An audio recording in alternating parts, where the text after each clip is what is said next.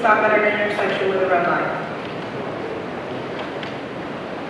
At the approach, it was in red phase for 1.9 seconds. Entering the intersection, it was in red phase for 2.9 seconds.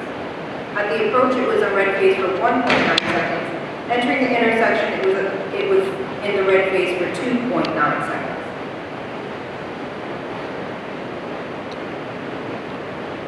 Estimated speed is 33 miles an hour.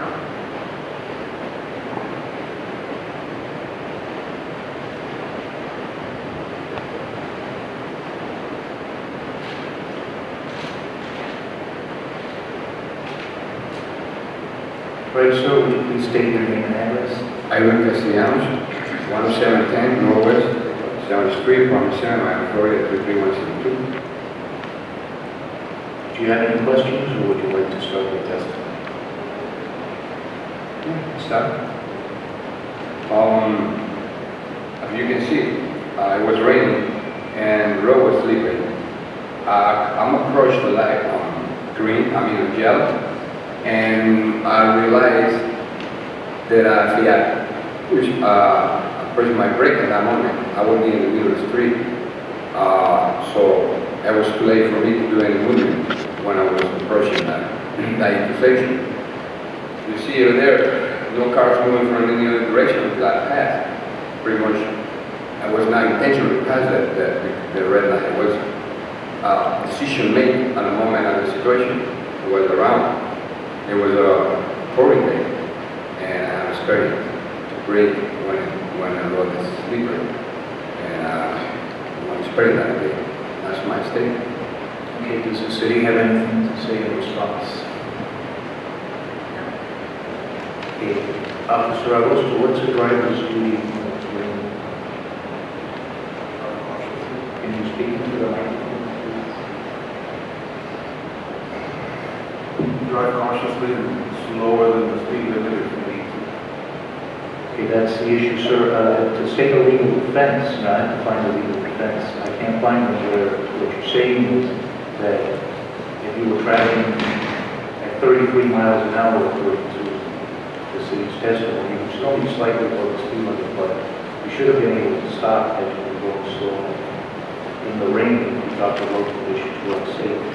So I'm afraid I can't find a defense, and therefore I have to find a violation.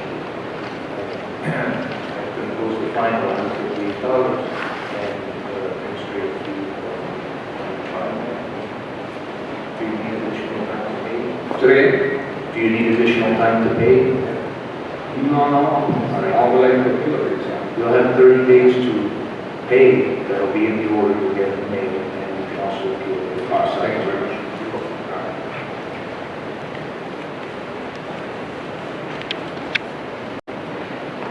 Morning.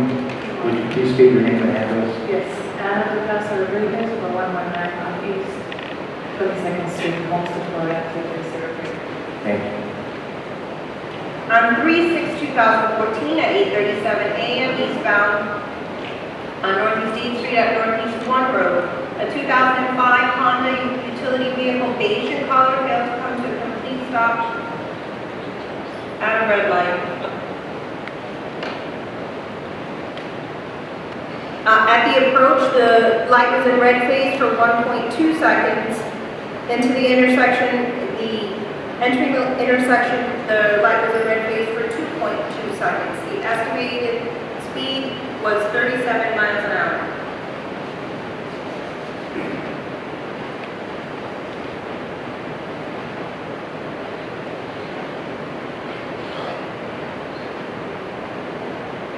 Which vehicle was it, the second or The last vehicle in the video is the vehicle.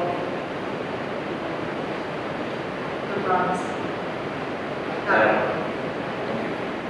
Ma'am, do you have any questions for the city, or would you like to start with this? No questions. Well, as the cases before me, I don't think it's a coincidence that it's on the same intersection, on Northeast First Road. And basically, on the same arguments, that light is very difficult to see. And although the city might argue that it is because of safety reasons, I think that those safety reasons need to be reconsidered. Obviously, we are not seeing the light. very clearly. That particular day was a clear day, and at that time, which I believe was 8:30 in the morning, this was before the light change, the hour changed.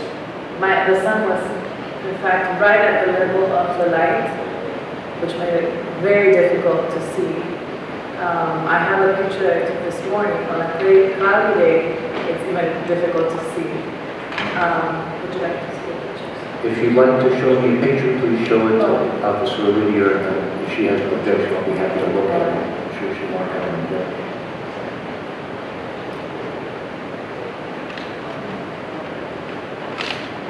So yeah, basically it's not a regular street light, it's a reflective light, which makes it a lot harder to see. I'm not sure if the lens is reflective. Does the city know if the lens is reflective or if the bulb is different or? It is a different type of lens, the type of lens in the National County Currently, but yes, the lens is different for the very reason that was stated prior. Right. And is this the only intersection in the city of Homestead that has that type of light? No, Where are the other ones? there's one at Flag Road and Provo. Basically, every intersection that has a light that runs the bus has a similar light. Including this?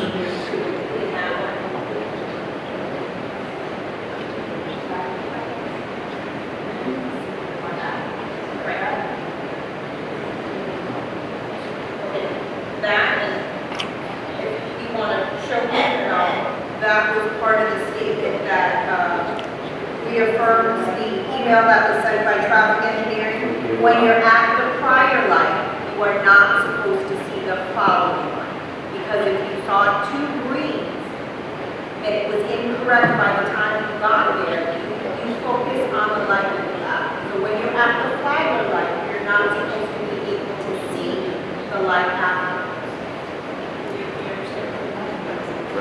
Okay, she said she understood. I'm saying for the record, I'm speaking to the microphone. Okay, what are we looking at? Yeah, you can see the three lights. The first one is Flagler Avenue, the second one is Northeast First, and the last one, if I zoom in, you can see all the way to US 1. I can see the traffic, how should I put it? The light itself. The first one is green and flag. The second one, I can see that there is a light, but it's not visible.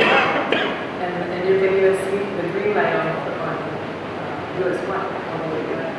Right, which there's another light in between, I think. No, not between Northeast First. Not between No? one and the Okay, that's another type. So there you can see that particular light you cannot see. I can see farther than that light. Right, but I think this corroborates what Officer Olivia was saying, that you can see the first light, but not the one right after, Right. which is intentional for the county's design according to the memo that she I has. understand that. However, I don't agree with that. I go through this intersection daily. In the mornings and in the afternoons, I have to drop off my kids. So I travel through Campbell, all the time. That particular, I'd like to point to go around to avoid that intersection because I'm afraid I might not see the light if you're not in I have great respect for the law and, following the rules. But this, a camera does not tell you everything else. It only shows a picture. There's other things that are involved in the situation. You cannot see from my side, from my eye point, right? You can't see what's around. You can't see how the light really works. When it turns red, it's very clear, but when it's green, it's not. And actually, they say that it's to not confuse the green lights. In my case, because I've traveled through Campbell so much and I can't see that light, I remember that day very clearly. I assumed that light was green, even though I could not see it, simply because they usually work in a pattern. If those lights before are green, that was usually green. And if the lights before are red, that was usually red. And so just, I said, I can't see anything. The sun's in my face. I said, let me just go. As you can see, as I pass the red light, I'm hitting the brakes. And if you can look at the other two gentlemen before me on that same intersection, they hit the brakes after seeing the red light. when they had no one in front of them, that would make no sense. Obviously, going through the intersection, they realize, oh, I'm running a red light, they're hitting the instinct, and then they realize, I'm already halfway through the intersection, I better proceed, or else it'll be worse. So again, I'm not the only one. I see other gentlemen, and I think there are a couple of gentlemen after me who are also with the same thing. So, okay, I agree, if I have to pay the fine, I'll pay the fine. However, I do think this needs to be revised and it needs to be changed. Because whatever it is that they had originally made it to be, so that people don't get confused, is actually doing the opposite. It's actually causing confusion more than making it clear. You have to be about 50 feet in front of that light to realize that whatever color it is. And that's a safety hazard. Well, I was watching the video when you were testifying. I can't agree that, I think only the last car, where the cars that entered the intersection after the light was already red, are trying to brake. Just a quick. Well, there was one before. And that last one was you. Right, and I had nobody in front But of see, me. that person was not in violation because they were already inside the intersection of the light change color. I understand, and yet he I mean, the law says you have to stop at the stop bar, but if you stop anywhere between the stop bar and the curb, you're gonna be fine. But in this case, you shouldn't stop at all. And again, with the light in the morning and not being able to see clearly, the law, as Officer Orozco testified in the prior case, but it's a matter of law. When you can't see what color the light is, you have to treat it like a stop sign. I'm sorry, that was Officer Wu. You have to treat it like a stop sign. So, based on your own testimony, what you thought, normally, usually the light is one color, that you should be careful, because what if it's not? So I'm sorry, I'm not hearing a legal defense, so I have to find a violation unless you have something to add. And there was a fine of $125, and the city requested administrative fee of over $125, which is half the balance. Do you need additional time to pay? It's 30 days, right? 30 unless you request more time. 30 days, fine. Okay, thank you. Thank you. I mean, Yes, ma'am, you'll get an order in the mail. Next case notice number 1421400049596. Nevardo Bordal Fernandez. Yes, ma'am.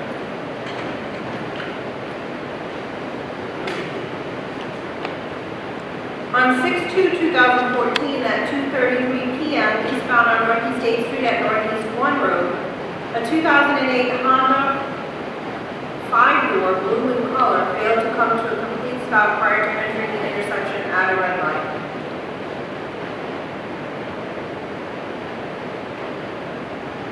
At the approach, the light was in red phase for 0.5 seconds. It was in red phase for 1.7 seconds while entering the intersection. The estimated speed was 22 miles an hour. So what's your name and address? My name is Livardo Fernandez. I live on 15805 Southwest 304 Terrace, Homestead, Florida 33033. Thank you. Okay, do you have any questions, Yes. or would you like to start the testimony? It's quite simple. First of all, I didn't see my video, but as I see it right now, it seems like I don't even apply the brakes, as you can see. I don't even apply the brakes. First of all, I did not see the red light whatsoever. What the first gentleman started here today is called LED lights, LED lights, which are different from the other lights before that. It's called fluorescent lights. Two different type of lights. Okay, one with very nice view, which is a fluorescent light. You can see from at least 500 meters before you. Okay, which is could be most likely like 1,500 feet. Okay, the LED lights is very visible all over around town.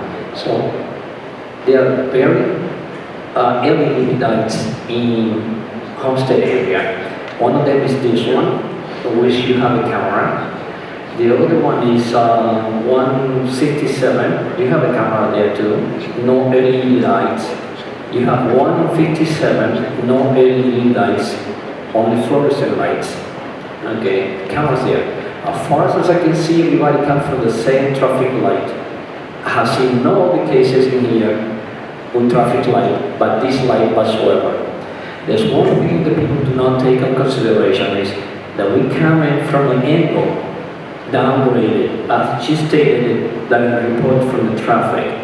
We come in from an angle at least 10 degrees at a speed of 22, 25 miles an hour. When we arrive on the light, the light is very invisible unless you stop right there and look at the light.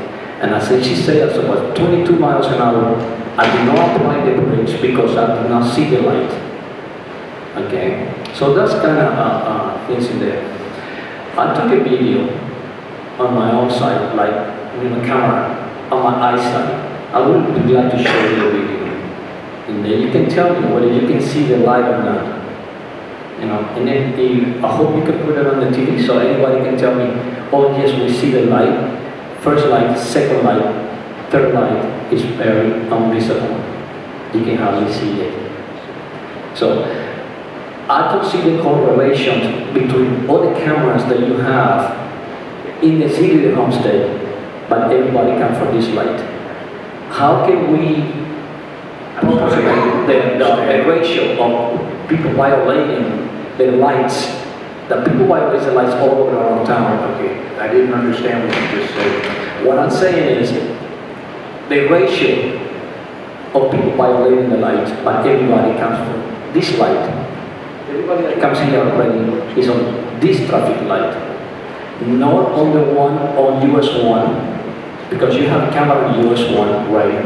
You have a camera on 167, you have a camera on 157, but nobody else comes for those lights, come for this one. Okay, let me stop you there for a second. Certainly. Officer Lydia, can you testify to that issue? That more people come to contest this violation isn't an indicator that more people at this traffic signal get their violation.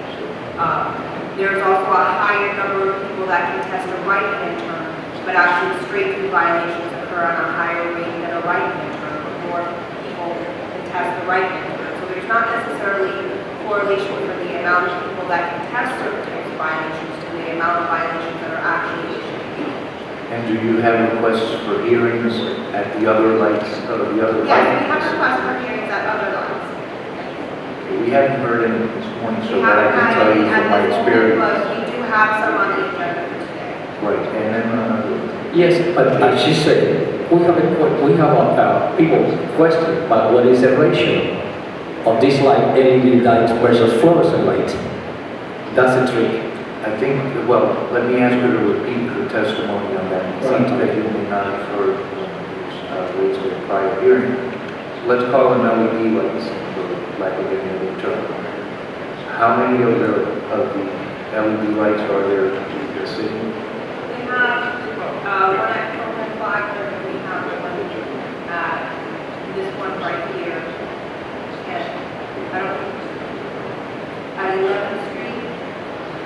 We don't- Officer, I was, I believe we have another one, it's gonna be 11th Street and Busway, 11th Street and Flagler, and there should be another one, 15th Street and Busway, and there should be another one, Southwest 4th Street. right, so I think what he's listing is consistent with Officer Lydia's testimony, is that anywhere that the busway passes through the city of Homestead and there's a traffic light, it's going to be of this design because, as I said earlier, the county decided that as a safety measure, they were going to put this type of light in on the busway. But how many cameras are there in Homestead? Officer Lydia? Red light cameras? Yes. At four different intersections? We have two at the intersection at US 1 and Campbell Drive, one facing northbound, one facing southbound. Okay, and that's not on the bus. That's not along the busway. And we have one at Campbell Drive and one is 12 out. Okay, and that is on the bus. This one is, This one at One Road. okay, and which one of those have the LED lights? This is the only one that has this type of light. All right, so and now we have an understanding, but I don't understand your argument. My argument is quite clear. If you can see, second, I apologize for this. If you can see, I did not apply the brakes. Why I did not apply the brakes as the previous person did is because I was unable to see the light. I did not see the light until you are on top of it. If you see my light, if I would apply the brake, that's at me, I recognize that I saw the light, red light. I did not see a red light.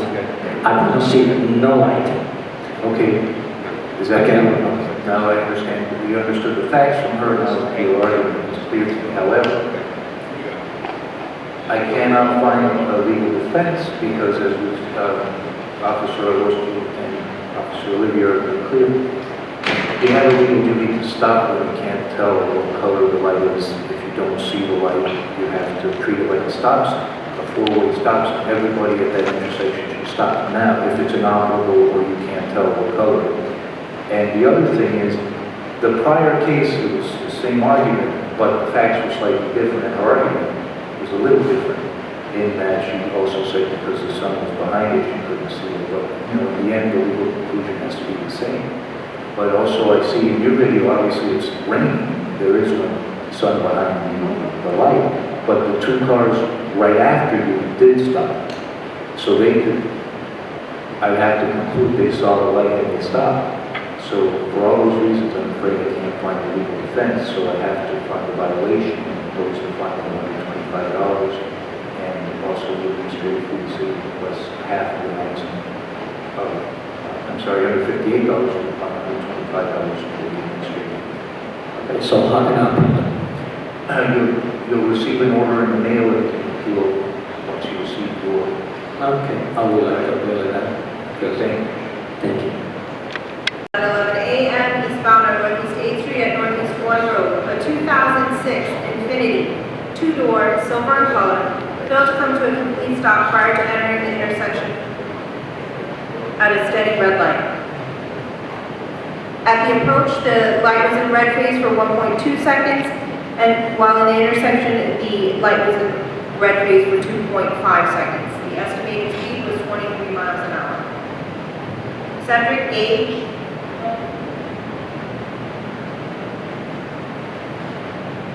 which vehicle is it? the silver Infiniti? The third, the last one? Yes. See no one here on this case, Cedric Kean or Kyan Gage. I have to review the video, I find a violation, I post a fine of $158 and a maximum administrative fee of $250 for no shares. Next case, please. Next case, notice number 1421400045388. Justo Jesus Garcia, on 5/21/2014 at 2:18 p.m. eastbound on Northeast 8th Street at Northeast 1 Road, a 1997 Ford four-door, white in color, failed to come to a complete Actually, stop prior to can you- entering the intersection. Sorry to interrupt you, but this gentleman was trying to get my attention while I was reading the video. I realized he doesn't speak English. So, señor, would you mind translating? Or do you, usted traductor? Your help? Okay, he's brought his own interpreter. All right. So, before we start, sir, you, as the interpreter, you'll have to take an oath to accurately interpret for him. So can you explain to him what you're doing and then we'll administer the oath? Yes, if you see the video, Well, are you representing him or are you going to translate? Okay, so explain to the gentleman that you're going to serve as his translator, but first you're going to take an oath to do it accurately so he understands what's going on. Okay, I don't think he's saying his English isn't good enough to translate. So, pregúntele si no tiene objeción a que el oficial Agosto sea el que traduzca. si tiene alguna razón de que no se acerque hasta la voz, Okay, he's saying he has no objection after the person who was going to translate explained his English is good. So, Officer Orozco, would you please raise your right hand? Do you swear to accurately translate the proceedings from English to Spanish and Spanish to English to the best of your ability? Thank you. Okay, can you explain to the gentleman also what just happened?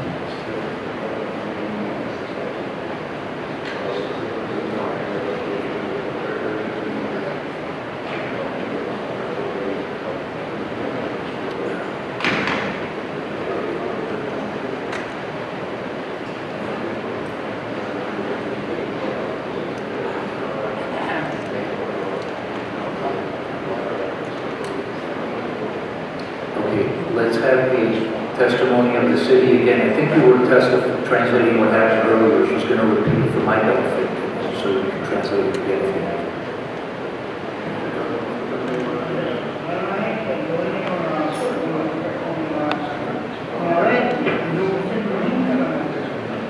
All right, ask him to speak into the microphone. Crystal.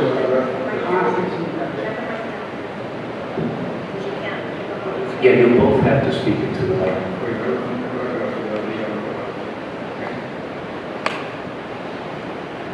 All right, go ahead. On 5/21/2014 at 2:18 p.m. eastbound on Northeast 8th Street at Northeast 1 Road, a 1997 Ford four-door, white in color, failed to come to a complete stop prior to entering the intersection of the red light.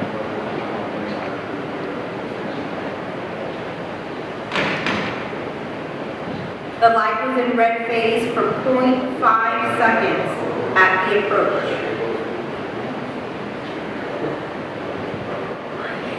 It was in the red phase for 1.8 seconds entering the intersection.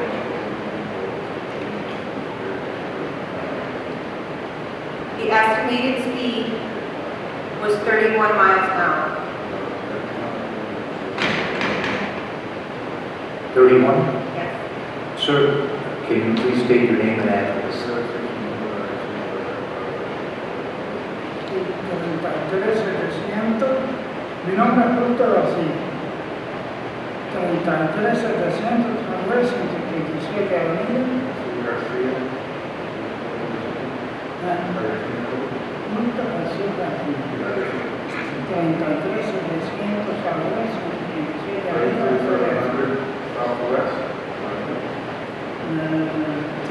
137.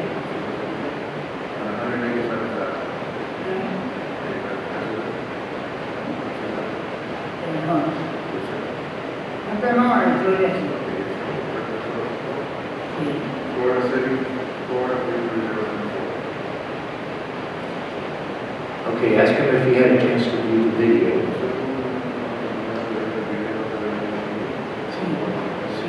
Yes, I did. Okay, please ask him if he has any questions for this, or if he'd like to testify. Que yo no, que no me pusieron la luz roja en la vida. Yo no sé. Yo lo único que quiero decir es que All I want to say is, yo lo único que quiero decirle a ellos que la luz amarilla no la pusieron nunca. all I want to say to you is that the yellow light next Y venían una roja y pusieron de la verde cambiaron a la roja sin poner la I was amarilla. traveling the light was from green to red, there's no yellow light. Okay, does the city have anything to say to this? The amber phase was 4.2 seconds. And does the city have the affidavit regarding whether the camera itself was properly working that day? Can you show it to, put it on the screen? Is it over on your screen? All right, let me go take a look. Explain to the gentleman that I'm looking at the affidavit regarding whether the video camera was operating properly that day.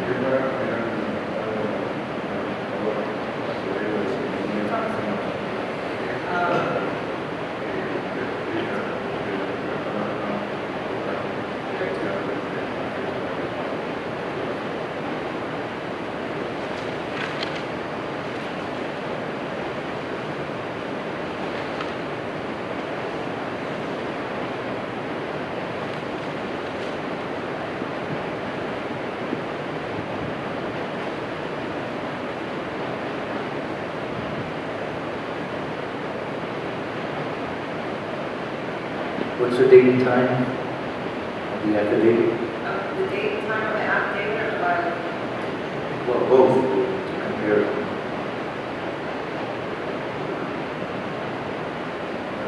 The date, the time of the violation was 5/21 at 2:18 p.m.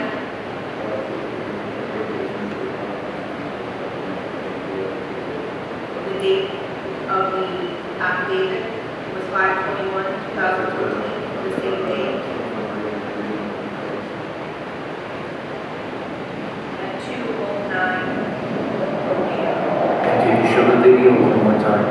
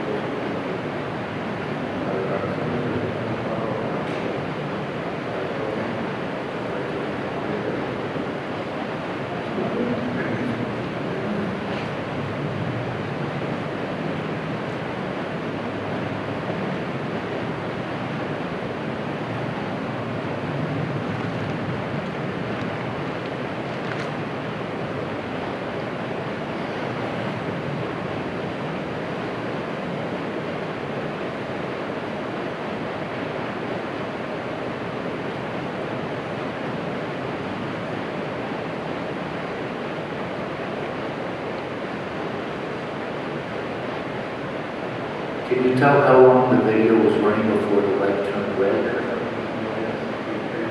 Doesn't say, does it?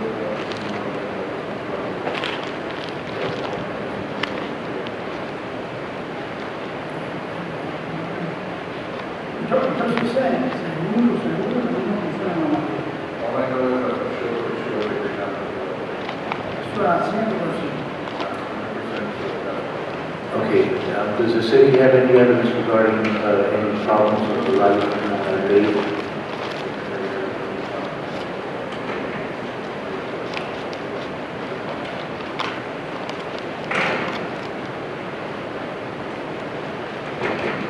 And can you tell us what you're looking at?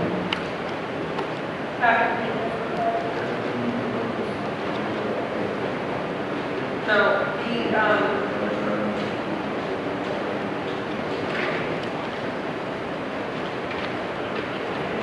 everyone in May that I have is from 2014, it's a couple of words for power failure, because of power outage. And do you request all of the maintenance logs for the lights at this intersection? Not on a routine basis. And which ones do you have there? These are the trouble reports that we brought out, that was a copy of the county's trouble reports for a period of time. What time period? Or should that cover, at least for our purposes, all of the month of May? That has all of the ones that we, the last one I have is, the latest date from, that I have is June 12th. Okay, so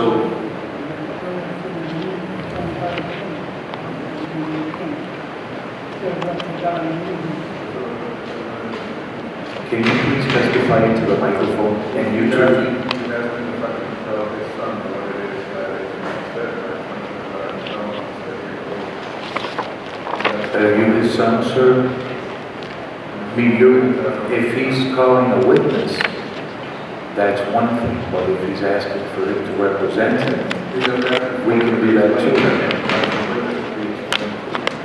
Ask him if he needs help with the representation.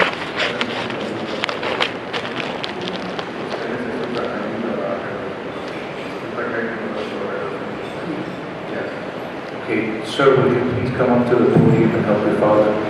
And start by stating your name and address.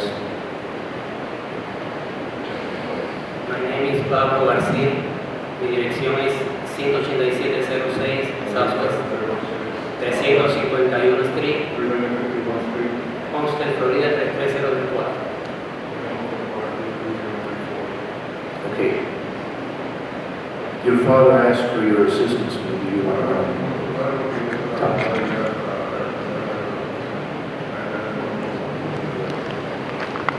Ese día no veníamos en el carro. Okay, if you're testifying that, did you take the oath?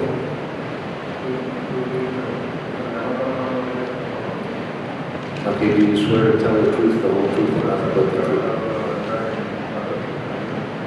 Yo soy duro decir la verdad. Okay. Go ahead.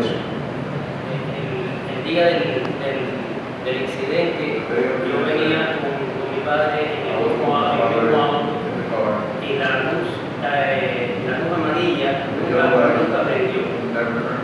Si usted hace un pequeño acercamiento hacia el semáforo, yo en la computadora lo hice, la luz amarilla flashea, hace un pequeño flash. Okay, that's right. If you look on the monitor and try to zoom in onto the video, the light, you'll see that the yellow light that flashes prior to the light turning red. Wait, I don't know if you had a chance to translate it, but you did say he was riding in the car with his father that day. Yes, it's prior to the Okay, because I was focusing on the gentleman saying, all right, sir, hey, please go on. La luz amarilla nunca prendió para prevenir de que iba a haber un cambio. Veníamos por mala velocidad cuando vimos la luz roja, no era seguro frenar. No íbamos a poder frenar en el lugar donde deberíamos quedar.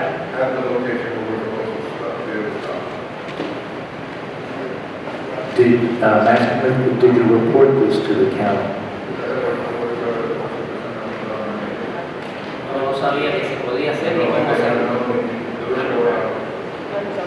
Did you realize that you had, that the camera had taken a photo for a violation? Sí, lo revisé en internet cuando nos llegó la situación. But not in,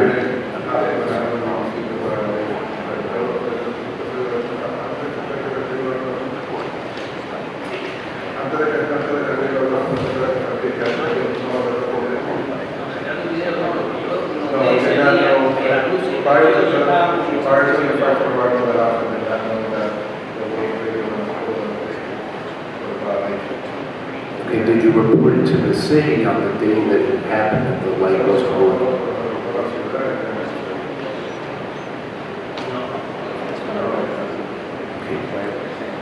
Do you have anything you'd like to ask the city, Mr. Reno?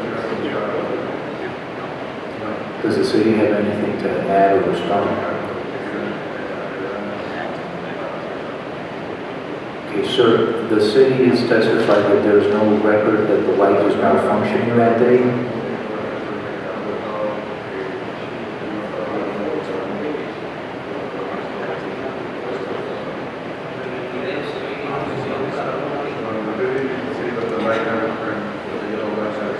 In the video, you can see clearly the red light, but you can't see sometimes the green or the yellow, depends on the video reading. But again, as Officer Agosto explained earlier, when you can't tell what color the light is, or if it is inoperable, which is what the statute says, you have a duty to treat it like a stop sign and stop.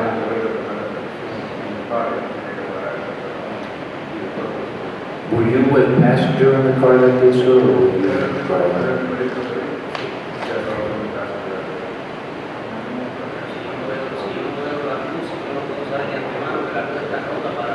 But if I can't see the light, I cannot determine if the lights are broken, so that I can approach the office. If we're approaching, and we don't know if there is a problem with the light. If I don't see a yellow light, I'm not going to try to slow. I'm going to pass the time. If I don't see the yellow or light, I'm going to Officer, can you ask them if they saw any color in the light out?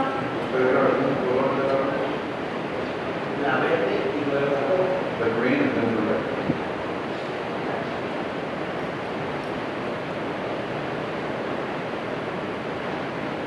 Problem is, I'm not even seeing an attempt to slow down approaching the intersection. I mean, the brake lights went on. Porque si no me enseña una amarilla para que yo If I don't see a yellow light, why should I slow down? Right, but here's the thing, sir. si no veo la luz amarilla, si yo veo la luz verde en un semáforo, yo tengo If I see the green light and I don't see the yellow light, I have to stop. Okay, I understand your argument, but I'm having a problem with the testimony. I don't find it reliable that the light will go from one color, from green to red without the yellow phase, and that problem would not have occurred and would not have been reported. So, I'm not finding a legal defense. Está supuesto que el semáforo tenga tres luces. Una verde para dejarme continuar, una amarilla para avisarme de que se va a poner roja. Yo debo extremar precauciones para lograr si puedo continuar o si debo frenar. Si yo vengo con una luz verde, yo vengo con mi auto, yo vengo con una luz verde y nunca vengo con la luz amarilla, yo tengo que cuando llegue a una intersección aumentar la velocidad, frenar un poco para ver si me van a poner una amarilla. Yo vengo con una luz verde, cuando nos acercamos a la intersección, si está la luz amarilla, yo tengo que frenar, pero si no es así, si yo no veo verde, no tengo por qué But if I detenerme. don't see green light, No me pueden poner una multa, no me pueden poner una multa si no me enseñan you cannot give them a fine, you do not show a yellow light. Okay, I'm finding that the light was not malfunctioning because there's no evidence to it other than the testimony, which I cannot find reliable on that point because that does not normally happen. There's no indication that it did happen other than what you're saying. I think it's more likely that you were not attentive to the light and that it did work properly. That's my finding. So based on that, I have to find a violation. And therefore, I'm imposing a fine of $158 and the administrative fee of $125. Do you need additional time to pay? Si lo necesitamos, y bueno, Yes. si la ciudad no arregla el semáforo, trabaja ahí. All right. So, please put 90 days in the... Next case, notice number 142-140-006232, Natasha Patrice Gibbs. Natasha Patrice Gibbs.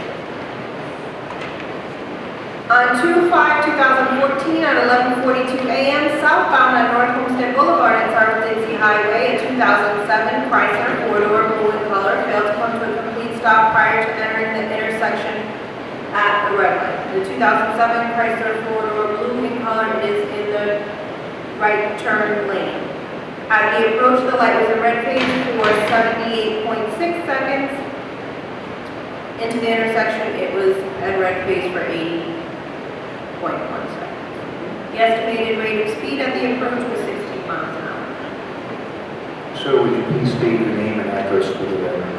My name is Wood. My name is Oh, yeah, be Wood. careful. Yes. Believe me. My address is 106, 13 Southwest 158 Ford.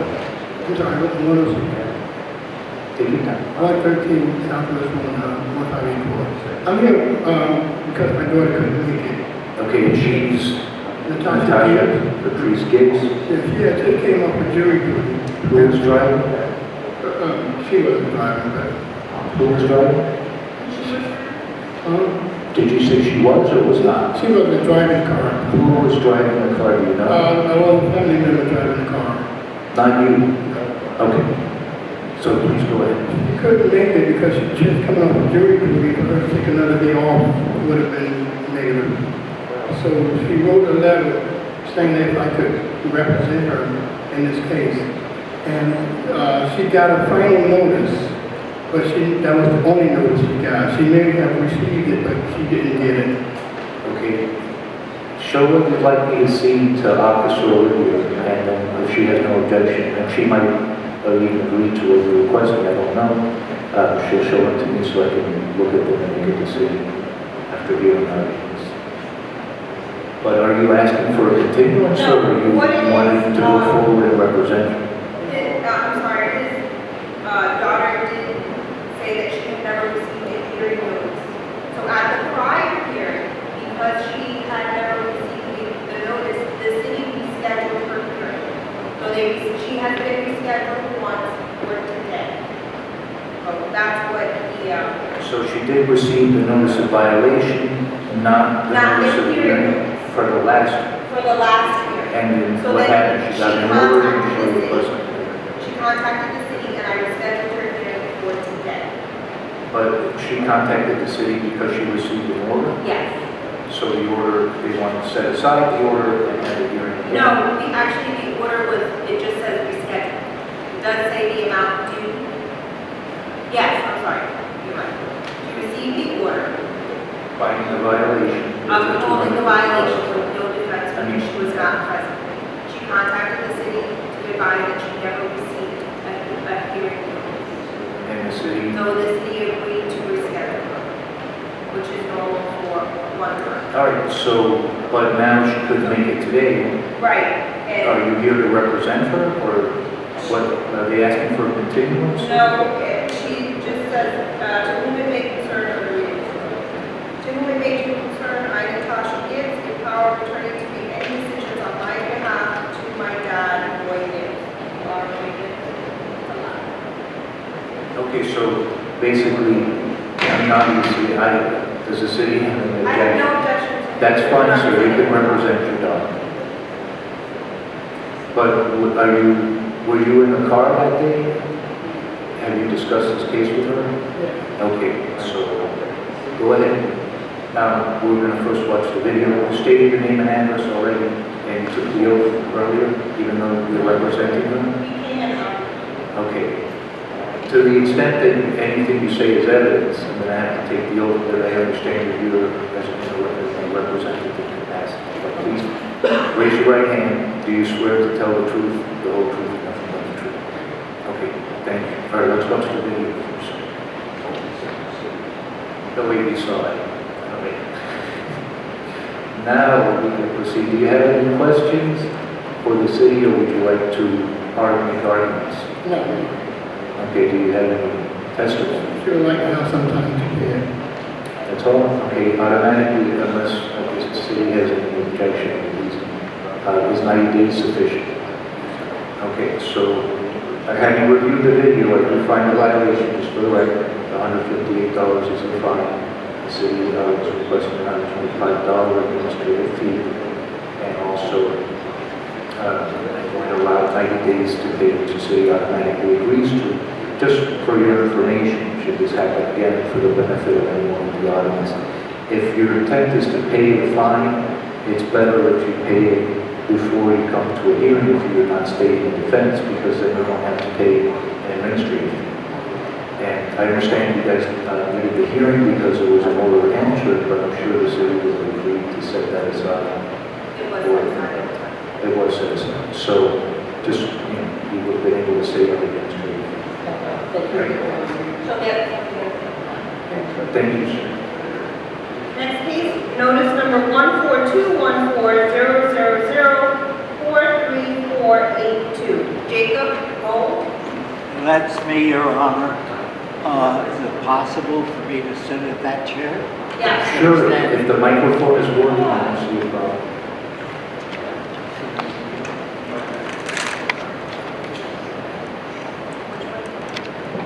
Would you bring my papers? Thank you very much.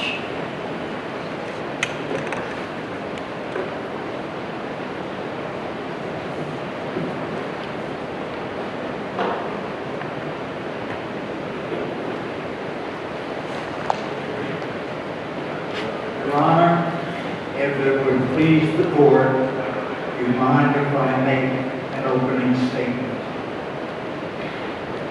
Please go ahead.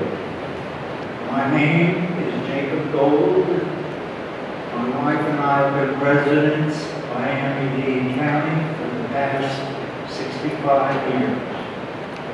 We have seen Homestead grow into a first-class city. I am a crude instructor by the governor to teach notary public classes. And I have been teaching notary public classes at Miami-Dade College, Homestead campus for many, many years. I have traveled from my home to the Homestead campus in the evenings and in the daytime hours. I have never run a red light or been cited for speeding, and now I would like to offer some of my defenses. Okay, before you do so, sir, could you state your address? Sure. It's apartment 109, 8895, Fontainebleau Boulevard, Miami, Florida, 33172. Okay, and before you make arguments, unless they're on threshold matters, I have to at least watch the video before I can hear any arguments on the defenses. So would you mind watching the video along with me? I would waive the reading of the allegations unless you want to have them. I would like to consider your defenses in light of what evidence there is if there's a violation first, if you don't mind. So could you please present the video and also testify as to what it shows? On 5/17/2014 at 12:56 p.m., eastbound on Northeast 8th Street at Northeast 1 Road, a 2013 Cadillac four-door, black in color. The United States also gives the individual the right to be confronted by witnesses so that the person like myself can ask them questions. Is there anybody here from the camera company that I could ask questions of? Okay, in order to address your first argument before we move on to the second, the statute provides that once you submitted that affidavit, the city can then issue the notice of violation to the person designated as having care, control, and custody of the vehicle, which would be yourself. And now to address the second argument about the confrontation clause. Again, this is not a criminal proceeding, so the rules that relate to criminal proceedings do not apply. This is a civil proceeding. The city has presented evidence that's admissible in the form of the video. The statute provides for its admissibility without even necessary authentication. And I can rely on that evidence. There doesn't have to be a representative from the camera company because the statute has dispensed with that requirement. So, and again, that case I just cited to you, the argument there was double jeopardy, but the court did state clearly that this not being a criminal proceeding, the confrontation clause doesn't apply, the right to counsel won't apply. All of those criminal protections in the criminal law don't apply to a simple citation for a red light camera violation. Are you classifying this hearing then as a civil matter? It is, yeah, this is not a traffic ticket where you get points on your license if you're found in violation. Wouldn't it also apply that in a civil matter, the individual has the right to confront the witnesses that are going to testify against him or her? You're entitled to call as a witness anybody here, so you have the right to cross-examine the city. And we have Officer Olivier, who operates the program and understands how it all works. Officer Rosto, who reviews the videos, a traffic enforcement officer, and also a police officer. So if you have any questions for them, because they're present, you can cross-examine. But you don't have a legal right to require the presence of other witnesses who are not here in order to stop this proceeding. Could I ask this question? Could anyone from the city tell me when that particular camera was inspected? Yes. To ensure that it was working properly? Would you please display on the screen the affidavit related to the camera, its operation and maintenance for the date of the violation?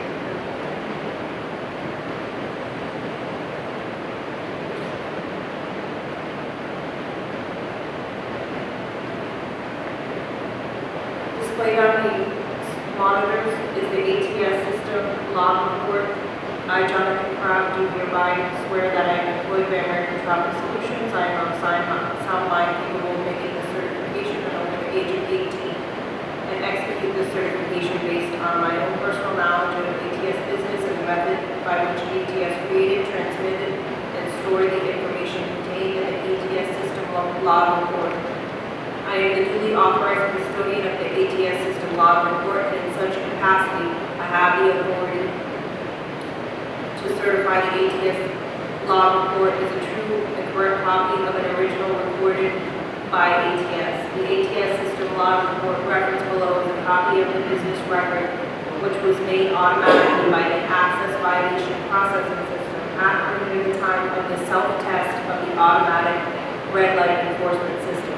I certify that the testing was conducted and is contained in the ATS system log report is a regular practice of course of ATS is regularly conducted business activities and is kept in the ordinary course of ATS's regularly conducted business activities. I declare under penalty of perjury in the state of Florida that this information is truly correct. Signed, John Crabb. ATS system log report dated 5/17/2014. Event time status automated self-test at 2:06:55 a.m. All tests passed. And what was the date and time of the violation? 5/17/2014 at 12:56 p.m. Sir, I have one other question. go ahead. From what you were reading, do you have personal knowledge of the facts that you just read? You don't? No. I'm So reading an affidavit by the you're just employee. reading what someone else composed. And you cannot swear that the facts are true or not. No, it is not my affidavit. It is an affidavit by an employee of the ATS system. Sir, I have no further questions. I would ask, in your considered opinion, please dismiss the charges against me. And the basis for your motion to dismiss, I've already addressed the first two arguments I had, or the first three. Well, let's say the first two, and now the issue of the affidavit. This is not, again, a court proceeding either. The rules of evidence do not apply. So hearsay is admissible to corroborate other evidence. The video is, as I said, self-authenticating and admissible by statute. The affidavit is to show that the camera was operating properly. This procedure, the cameras, it's all been reviewed and blessed by the courts as that they pass legal muster. The fact that we don't have a witness here to testify as to the contents of the affidavit is not legal grounds for dismissal unless you can show or overcome what is stated in the affidavit that the camera was somehow malfunctioning. So, viewing the video, I don't see any problem with the video itself or with the operation of the camera, so I can't grant your motion, I'm afraid. Would you like to raise any other defenses? Sir, I would have just one other question.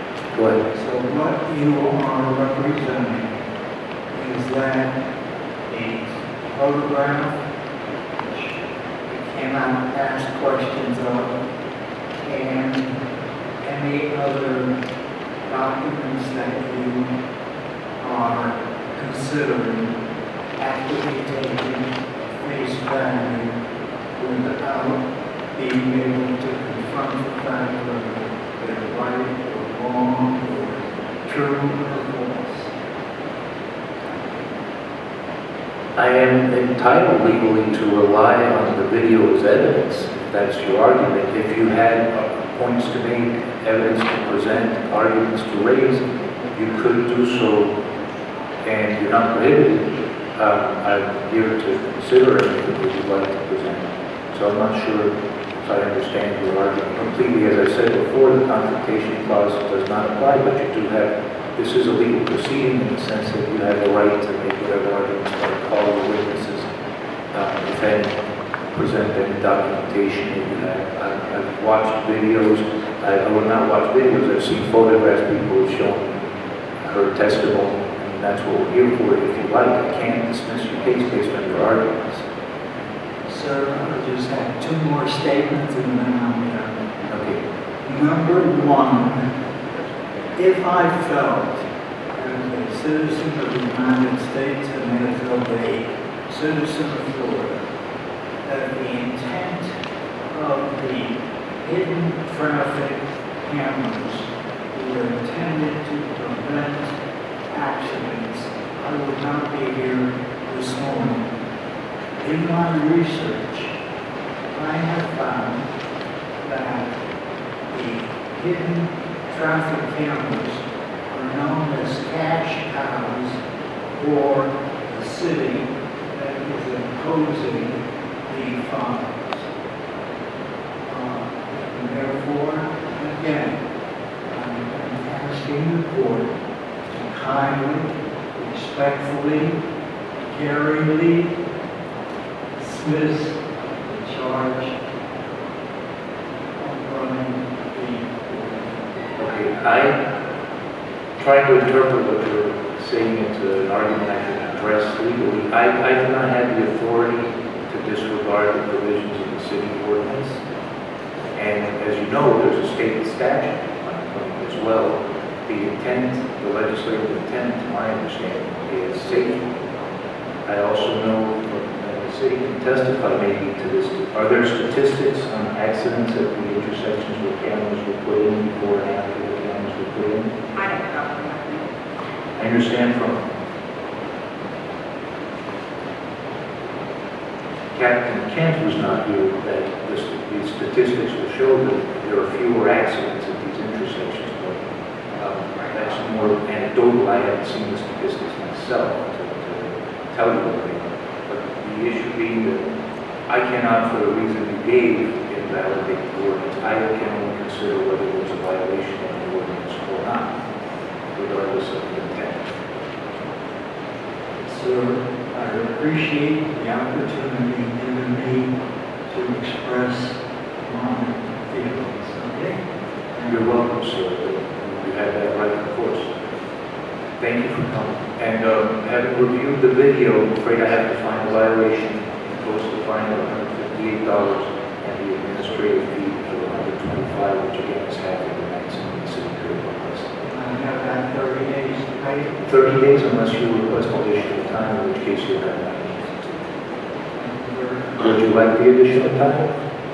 Would you like the additional time, or are you okay with 30 days? 30 days is fine?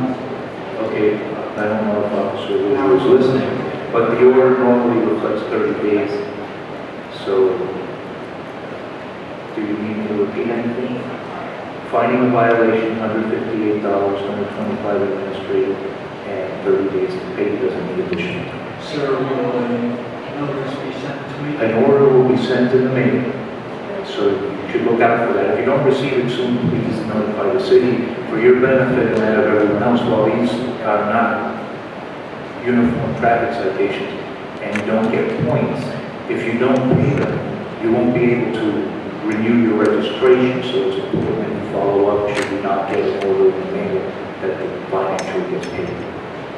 Thank you very much. You're welcome, sir.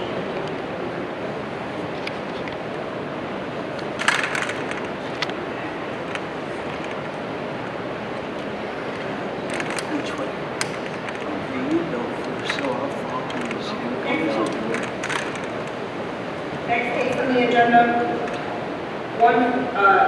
notice number 14214-000-565, Audrey Herrera. On 6/26/2014 at 3:01 p.m. eastbound at Northeast 8th Street and Northeast 12th Avenue, a 2009 Chevy four-door golden color failed to come to a complete stop prior to entering the intersection at a red light. The light was in red phase for 0.2 seconds at the approach. Entering the intersection, the light was in red phase for 1.3 seconds. The estimated speed was 34 miles an hour.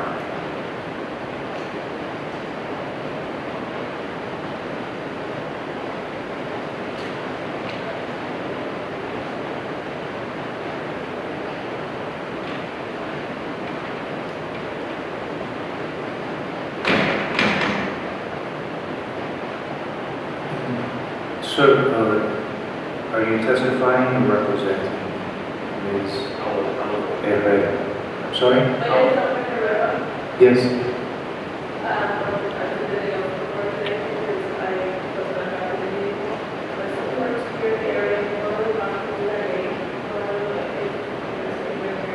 Okay, firstly, all right, I thought he was going to say something first, but since you spoke first, would you please identify yourself and give your address? My name is Audrey Herrera, 8353 Southwest, 161 Place, Miami, Florida, 33192. And who is with you? You My said son. that was your son? What's his name? Andrew Fontalvo. And does he reside with you? Yes. St. Agnes. Okay. All right, so would you like him to speak now, or would you like to speak again? And like I said, I took the day off today because the ticket came in my name, but I was not driving the vehicle, so I'm asking the city of Homestead to listen to his testimony. Okay, thank you. All right, and do you have, before you start, any questions for the city, or would you like to start testimony? We're not from this area, so I want to know what's the address for that. Okay, good. Northeast 8th Street and Northeast 12th Avenue. So if you're traveling eastbound from US 1, it would be the first intersection on Campbell Drive after US 1. If you're traveling eastbound, so Harrisfield is to the right, and it's Market. Was that power outage maybe? That was not that light, that's an entirely different intersection, and no, that's not occurred on June 26th. The power outage for a prior light was on May 5th. My testimony is just that it turned from yellow to red rather quickly. I didn't have a chance to brake, as you can see in the video. Basically, I just wanted to know if you guys have any proof that the interval between green, yellow, and red have been calculated.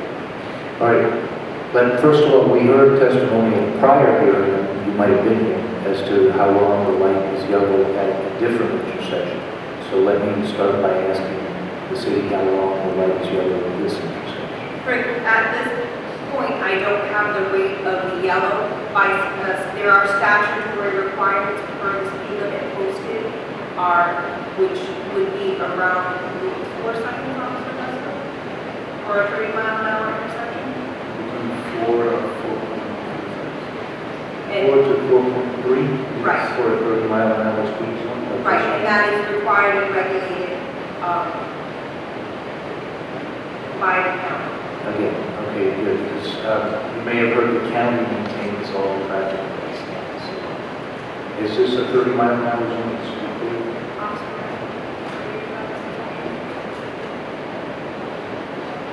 This is the 40, but the times are actually, let's say, it's between 4 to 4.3 by the county.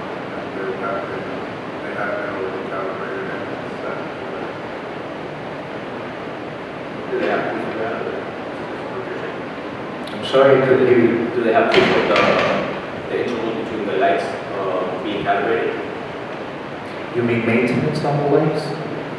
Yeah, because it looks like Well, you can ask them directly, you don't need to ask them all. I don't have maintenance records for every light in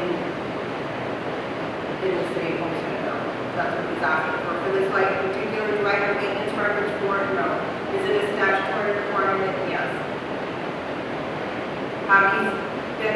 prior to entering the program? Yes. Are they routinely tested by Miami-Dade County? Yes. Did the frequency of the testing do I have?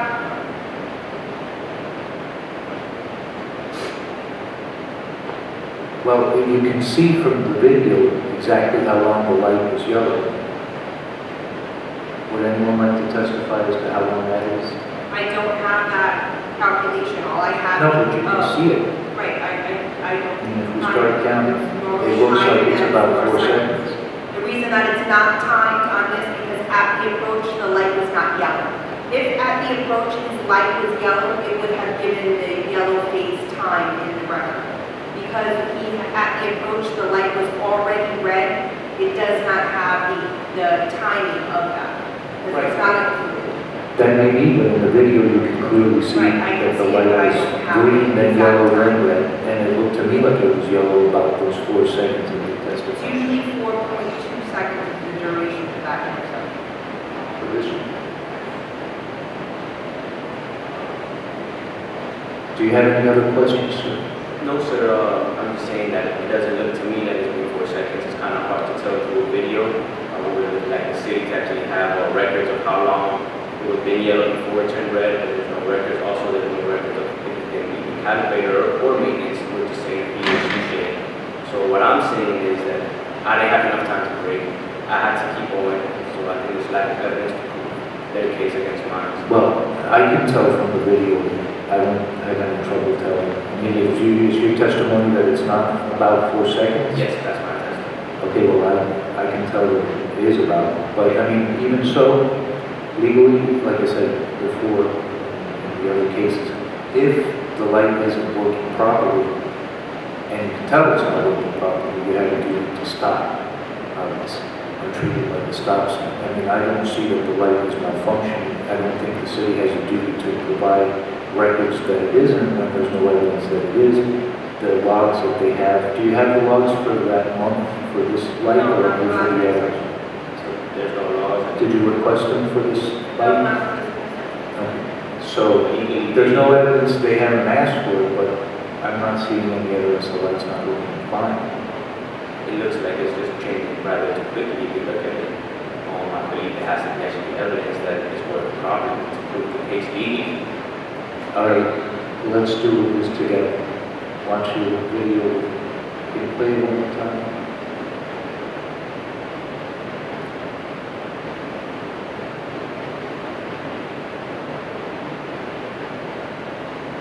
Okay, green, 1001, 1002, 1003, 1004, red. So I think the light's working fine, so. Legally, he said it has to be 4.5, so. Well, we don't need to be that precise. There's really no indication the cameras know the light's not working fine. So I'm afraid unless you have something to add, it's clear that there was a violation from the video. It's clear to you, but Okay. we no evidence to prove that. I disagree based on what I'm looking at, but in any event, I'm treating my order. I find a violation, so I have to impose a fine of $158. And the administrative fee is half of the maximum, so it's $125. Do you need additional time to pay or can you pay within 30 days? Okay, thank you.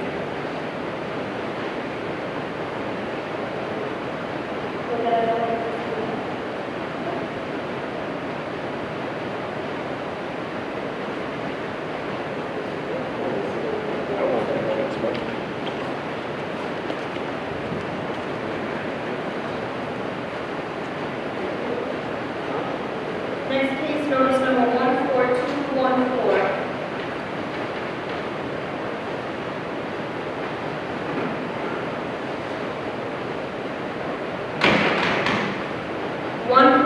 Hold on, there's a gentleman here, I think he's expressing a desire to have his case called out of order, but only if there's nobody else here on the 9 a.m. agenda. We're doing there's several people on the 9 a.m. Is anyone present here on the 9 a.m. agenda? Mr. Manheim, Mr. Nares, Mr. Rogers, Mr. Sis? Seats, Bob. Okay, so I'm afraid we're going to have to take the cases in order. They want recognized to be in the same grouping. Can you call the other? I'm going to call the next one, would be under the 10 o'clock, it's 14214, It's under HE Mankind Construction. 14214-000-29523 and Henry G. Neff. Those two are right next to each other. All right, can we start then? Could you state your name and address for the record? Yes, it's Henry Mankind, 312 600 Southwest 202 Avenue, Homestead. And what's your role in Mankind Construction, Inc.? President. So if I propose that we start by watching the 3 videos and getting the facts on all 3 of them, because oftentimes when there's more than one violation, they're usually close together, and the city has a way of handling those. But do you have any objection if we watch all 3 videos together? Okay. The first notice, number sending is 5892. Occurred on 4/25/2014 at 6:44 p.m. eastbound Northeast Sure, there's Eighth Street one right and behind. Northeast One That way Road. we can be close to the microphone if you need to say anything. I'm sorry, could you repeat yourself?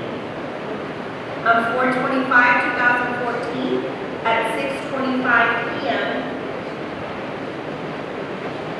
eastbound Northeast 8th Street at Northeast One Road, a 2011 Mercedes 4-door silver in color, failed to come to a complete stop prior to entering the intersection at a red light.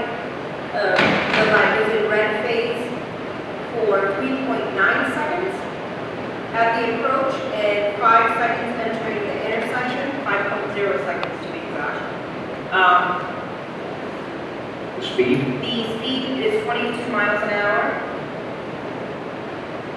That notice was issued. It occurred on 4/25, but it was issued until 5/16. And that's the day it was placed in the mail? Yes. Okay. Well, that's fine. Red Mercedes?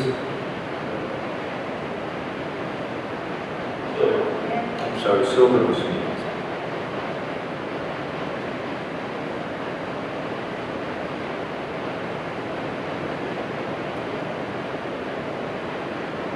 Okay, actually, this one occurred on 4/10/2014 at 10:27 a.m. eastbound on Northeast 8th Street at Northeast One Road.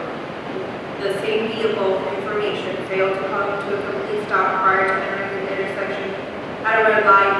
It was in red phase for 6.0 seconds at the approach and 7.2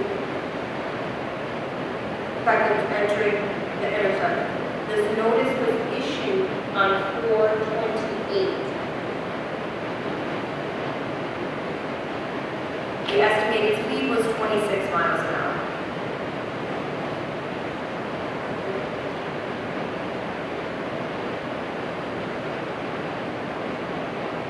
I'd like to watch it again. 26 miles an hour, the notice went out at 4:28, Yes. Okay. For the third, the last one, but is this a video? this is the next one. Can I see the one before again? I'm sorry. I was taking notes.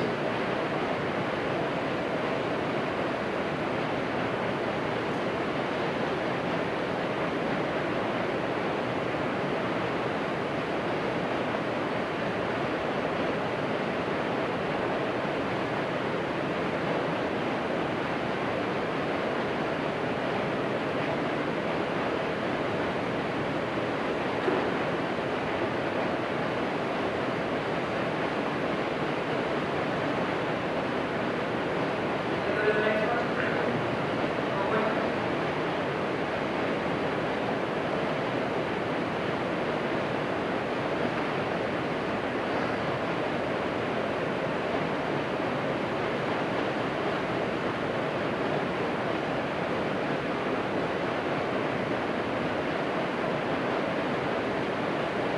How long did you say the light was red?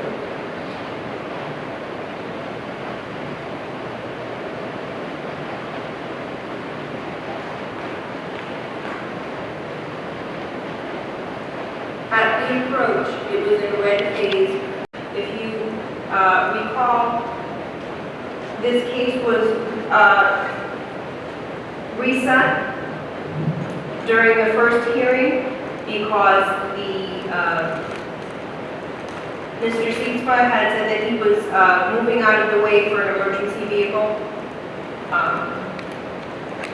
So the city was going to try to retrieve that video because the video contains no audio. That is not possible, and the statute also reflects that any type of exemption under the statute that would eliminate you from receiving or being held liable for a violation is to produce the affidavit within 30 days of getting the violation. And if you like, I can leave that on. So the city cannot produce a video of the prior or subsequent time. And we also have the statutory restraints that allow for the 30 days. Okay, and before we start, when was the last hearing on this matter? The hearing that was in April. Okay, and the vehicle is a blue van, it's making a Yes. right turn? Okay, and just to refresh my recollection, because I'm going to see the video one more time to see what it means. I see, okay, the light is red for how long? At the approach, the light was red for 55.2 seconds. Entering into the intersection, it was 56.6 seconds in red phase. 56. 0.6. And if you'll also note in the video, there's a pedestrian in the intersection. Right, which the person was already in the crosswalk and the vehicle has to stop, right? They were at the median bus. Yes. So, okay, sir, and did you have anything to add as you were looking at something? No. Okay. Sir, do you have any question? Oh, first of all, state your name and address for the record. My name is Dennis John Sietzma, S-Y-T-S-M-A. I reside at 19771 Southwest 280th Street, Homestead, Florida, 33031. And at this time, I again would like to ask for continuance for cause, that I will provide evidence of the reasons for cause to grant me a continuance. And I have evidence to prove that there was emergency vehicle traffic, and Florida statutes decide that the pedestrian should not have stepped from the curb when there was a siren in the area. Plus, I did not interfere with the pedestrian if you look at the video. So, I have several things to present. I want to do so very respectfully. As Ms. Oliveri kindly pointed out, you did grant me a continuance on April 10th to give me time to file a petition for public records under the Freedom of Information Act with both the county and the city, which I did on June 9th. The initial hearing was April 10th. The alleged violation, which if you look at the video carefully, I made a prudent and careful right-hand turn on red, but hearing the emergency vehicle siren, I wanted to clear the intersection. I want a motion to dismiss at a future date after I gather all of the information I'm seeking. I have to present now, though, an event report that the city clerk, Patty Sullivan, gave me yesterday, only when I appeared in person, and she gave me the video of what we're viewing now.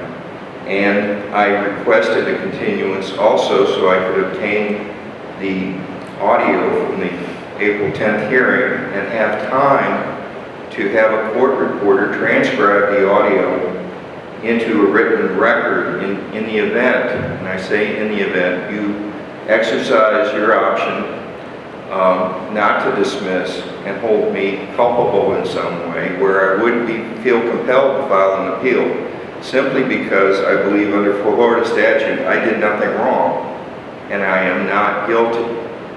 However, sir, I have researched in Florida Bar records your name, your address, and your email.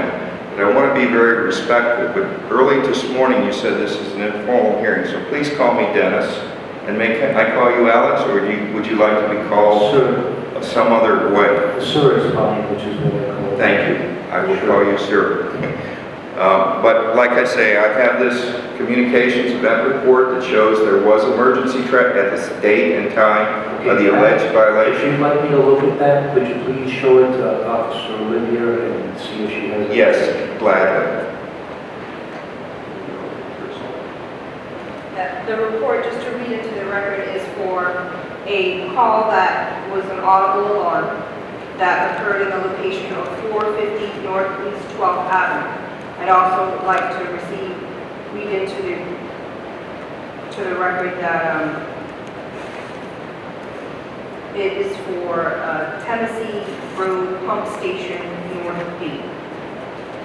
What is the relevance of the evidence? It is in the vicinity. Officer Augusto, I'd like to ask you a question. As a patrol officer, if you get an audible alarm from a pump station, would you run code, which would be emergency call denoting lights and sirens? No, we would not. Please let me put the call. All right, in the meantime. But I first asked for a continuance because To continue. I'm going to deny the motion to continue. well, I have additional things to show you, please, as This cause. doesn't relate to the continuance. As cause. This relates to the defense. I- What is the cause, as far as? Okay, if you allow me to explain the causes. Okay, there are several causes. Number one, Ms. Oliveira and I had exchanged polite emails along with the city clerk's office, Ms. Sidwell. And the upshot is I wanted the audio from the original hearing because I believe there's perjury in the initial hearing. So that's one cause. The next cause is When did you request that, sir? June 6th via certified letter, and I will give you a copy of the letter that I requested. Ms. Sidwell, here's the letter. What do you think the perjury was? I'm not certain until I get the audio transcript that I asked for today's hearing yesterday, that they refused to give me yesterday because they said it wasn't available from the 410 hearing. And I want to get that hearing transcribed by a court reporter so I can present it in future. That's the next reason for cause.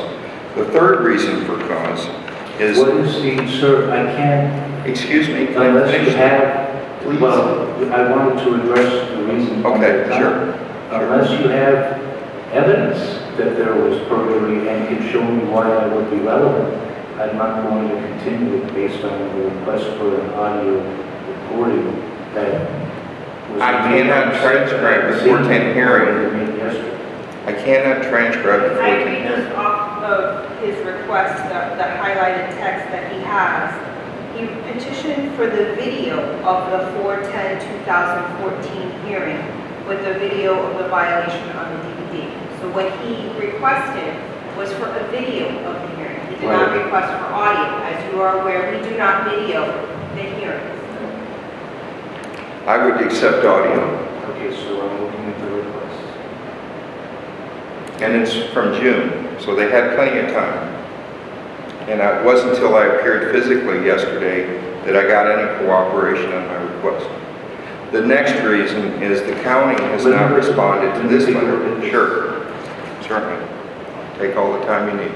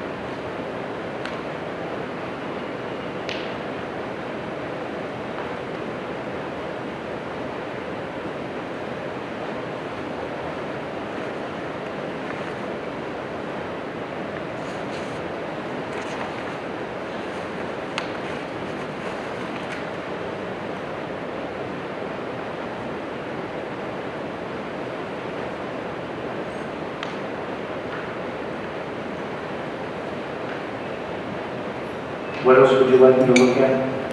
Okay, thank you. I presented this letter via certified letter to Harvey Rubens, Miami-Dade County Clerk of the Courts, April 16, 2014, asking for a public records request under Freedom of Information Act on any county records of their emergency vehicle.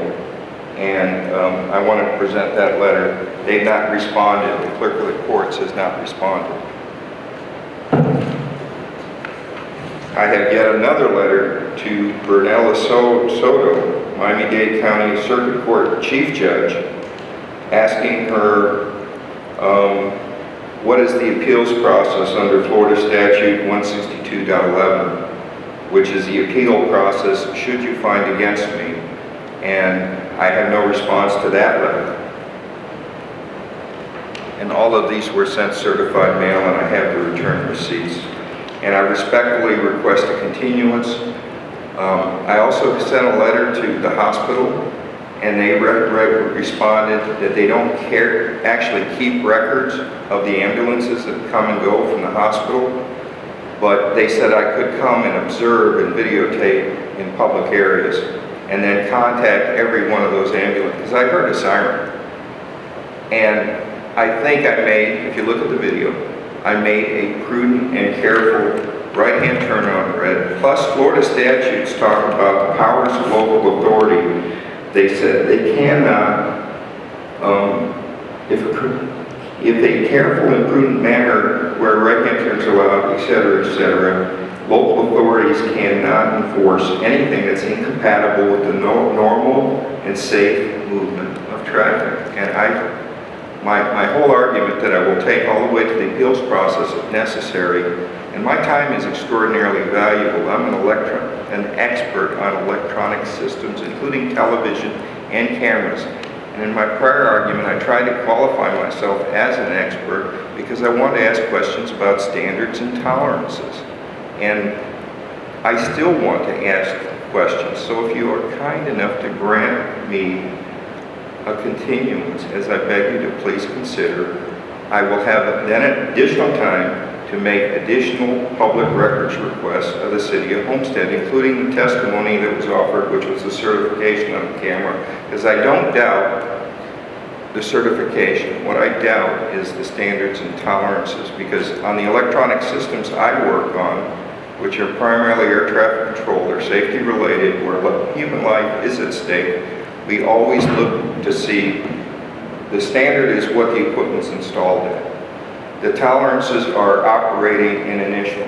Operating, or it can be all over the place. It's like maintaining a car. You have minimum standards and tolerances. You want it to start, you want it to run, you want the brakes to work. But what is normal? And that requires expert opinion. But again, sir, since nobody is responding to my numerous certified letters as required by law under the Freedom of Information Act, this is actually a litigatable matter with the City of Homestead for them not complying with my records request. Okay, first off, it's Chapter 119 Florida statutes that applies to the state and local government in Florida. FOIA is the federal law.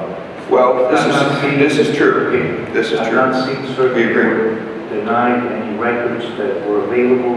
The record you did receive, according to the testimony, would not normally lead to the silence. Looking at the video, I mean, let's first deal with the motion for continuance. I'm sorry. I am being careful. I'm just a little nervous. I'm sorry. Don't lean on the podium until it's fixed. Okay. I wonder how they maintain the lights if they let their podiums fall apart. Can I respond to the Yes, about please part do. two? Please. Because we had a conversation yesterday, and he made a few allegations that he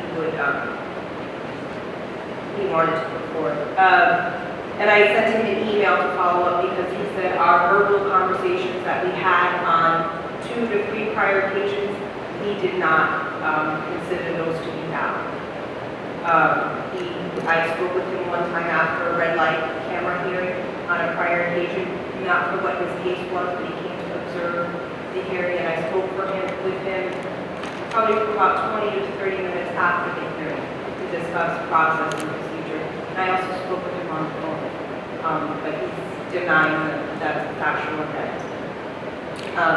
So I followed up with an email yesterday after speaking with him, and it says, per our conversation earlier this morning while you were at the clerk's office, the city rescheduled your hearing from the 7/10/2014 hearing to the 9/11/2014 hearing in conjunction with your public records request. The city rescheduled your hearing again on 8/28/2014 to the 10/9/2014 hearing due to your request in which you advised you had a work conflict, and at the time your public records request, we reviewed your public records request, and I advised you the reports that you had asked for the city to produce we did not have. I also advised you there was an option to request all violations for the intersection, and that would require a deposit, and I would be able to obtain a quote for you on that. You advised me at the time you were having issues with the county as well as private ambulance services in relation to HIPAA law regulations. They were reluctant to provide you with the information you stated in your defense, that you were yielding to an emergency vehicle. You also advised me you had a copy of your notice and downloaded your video, and you did not need anything further from me except to reschedule your hearing. Pursuant to statute 316.00834, subsection C, any person hearing referred to as the petitioner who elects to request a hearing under the paragraph 1 of B shall be scheduled for a hearing by the clerk to the local hearing officer to appear, or for a local hearing officer via notice to be sent via first-class mail. Upon receipt of the notice, the petitioner may reschedule the hearing once by submitting a written request to reschedule the clerk to the local hearing officer at least 5 calendar days before the day of the original scheduled hearing. The petitioner may cancel his or her appearance before the local hearing officer by paying the penalty under the assessed paragraph 1B plus $50 administrative cost before the start of hearing. The city will not grant your request for another continuance. Sincerely, and then my signature. What date is that? That I sent that to him yesterday, October 8th. When was the request received?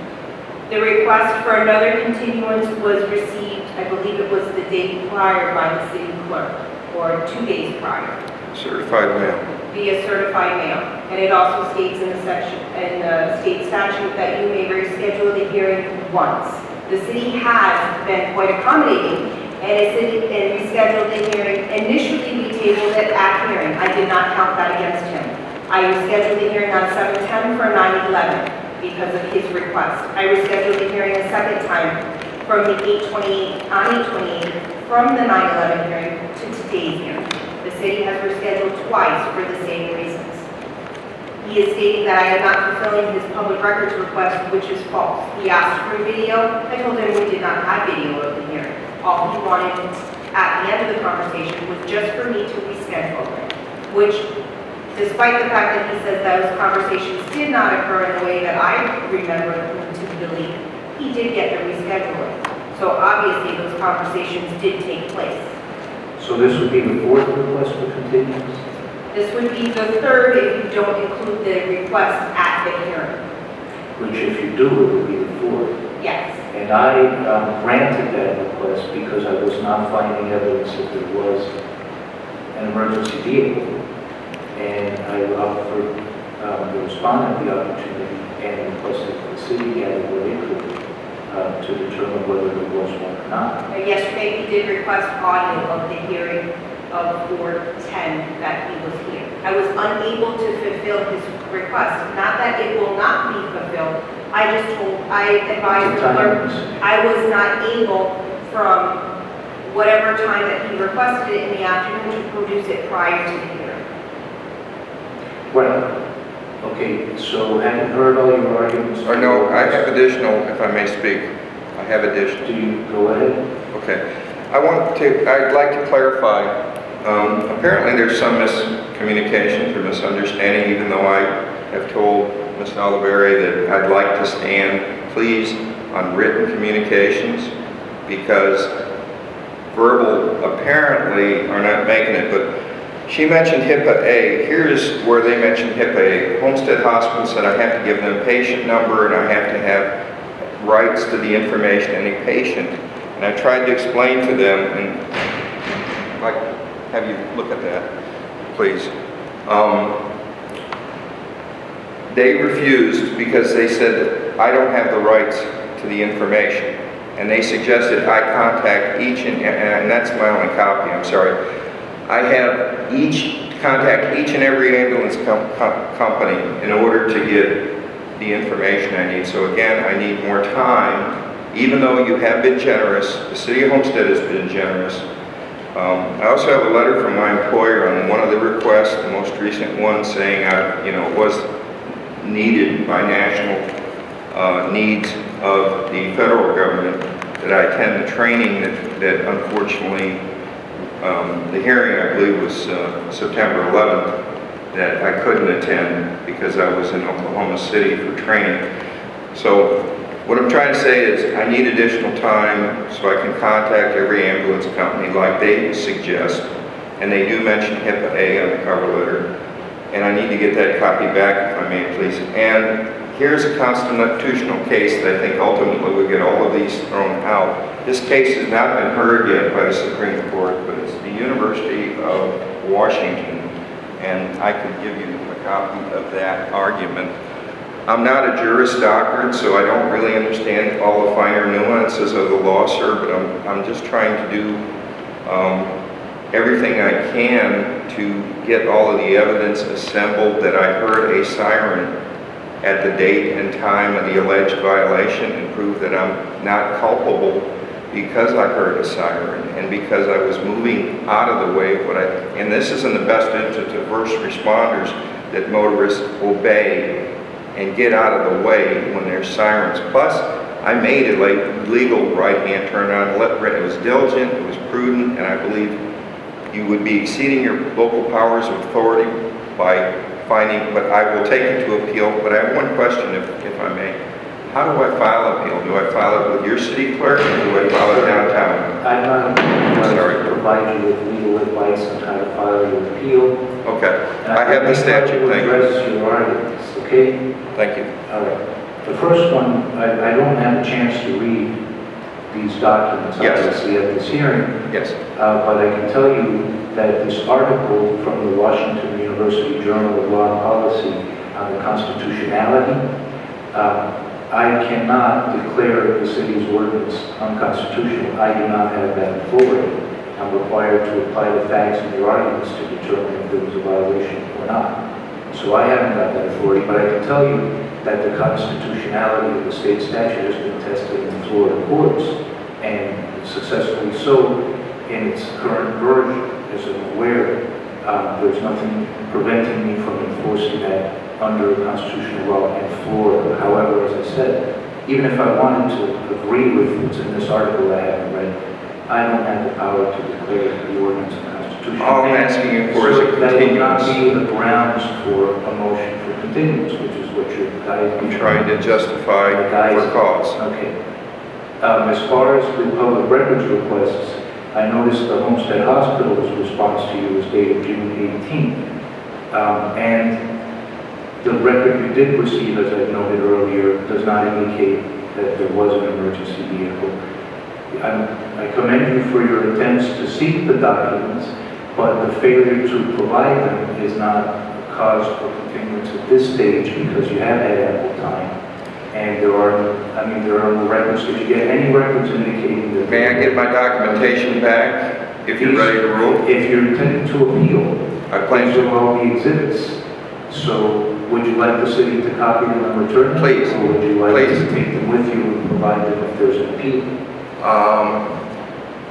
I would like you to copy them now, if it please you, if it please the court, or Do we please. have the capacity to copy them here? The idea being, sir, even though I haven't read them, they will present. Thank you You're welcome. for your expert opinion, thank you. All right, so. I'm But I not- still would beg you for continuance because the city has not complied with my June 9th request. They have had plenty of time to give me that. So timing is not a valid. The issue, the testimony on that, your request was for a video that doesn't exist, the city's not required to provide it.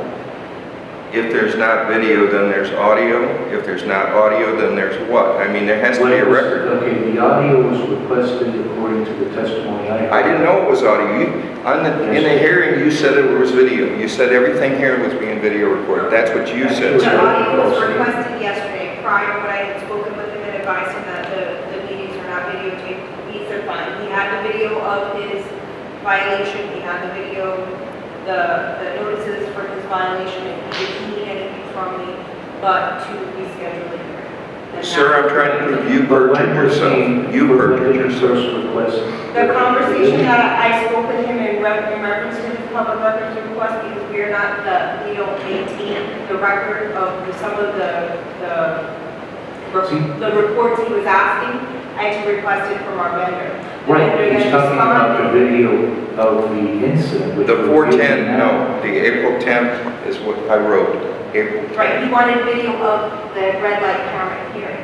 No, of the hearing on April 10th, where you granted me the Which continuance, so I can have a court reporter Which I transcribe. told him we did not videotape the hearings, that Right. only the council meetings for city meetings are videotaped. And when was that? That was on 8/28.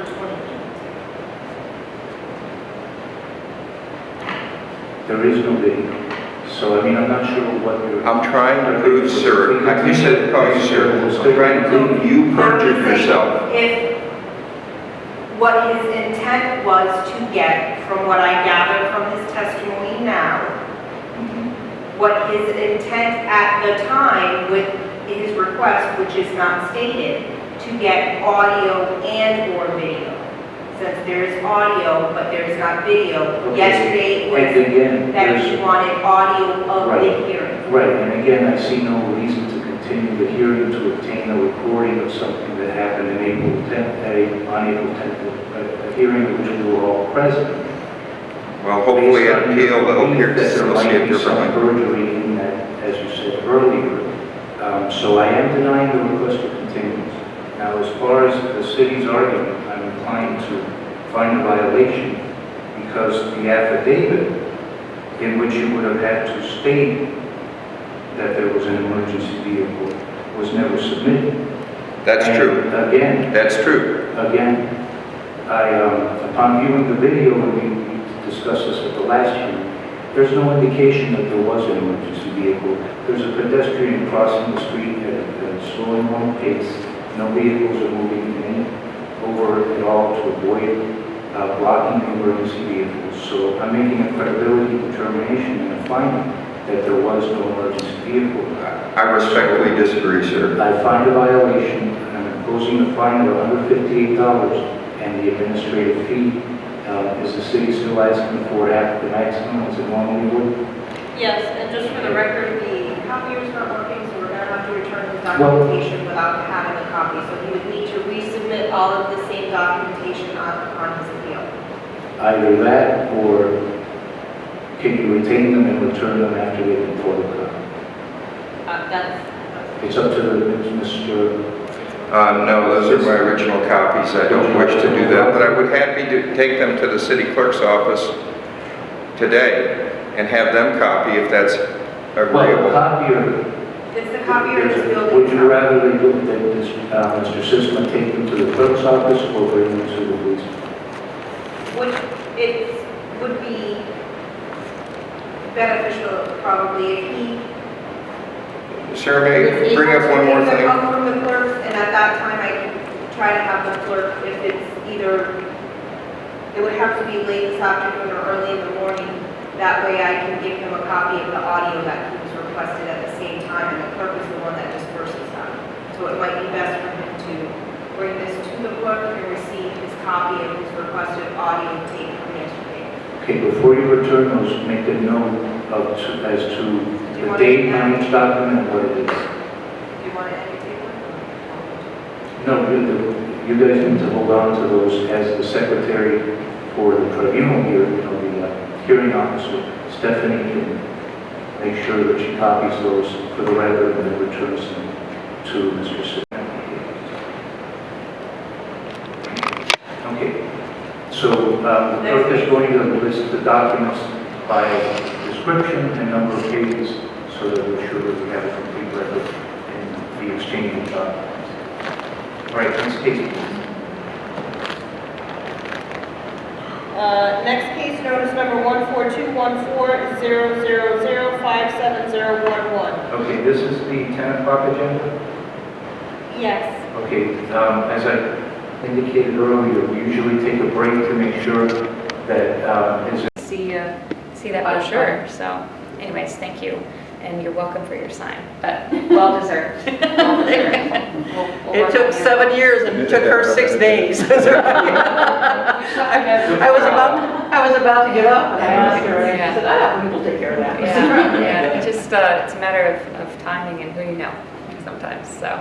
Anyways, well, with that, I'm gonna open it up to the audience, so, yes, sir. I've done an inordinate amount of research on the red light camera issue, and after the meeting, I'd like to talk to representatives from Bullard and Dennis Moss's office. Okay. Because what I'm trying to do is I'm trying to find information from the county, and they've not responded to me on emergency vehicle movement at the date and time that I got a citation, and I heard a siren. Public records request. But I do have a record from City of Homestead Okay.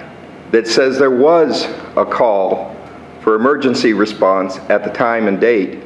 But during my research, as you see, I like to take video because I have trouble communicating verbally or in writing, as you could probably tell from the letters I've written to both your office and to Moss and Bullard, and I knew Larcinia Bullard pretty well. She's a very sweet lady. Yes, we miss And we talked about farming a lot because she was from South Carolina and she had a farming history. I grow avocados here.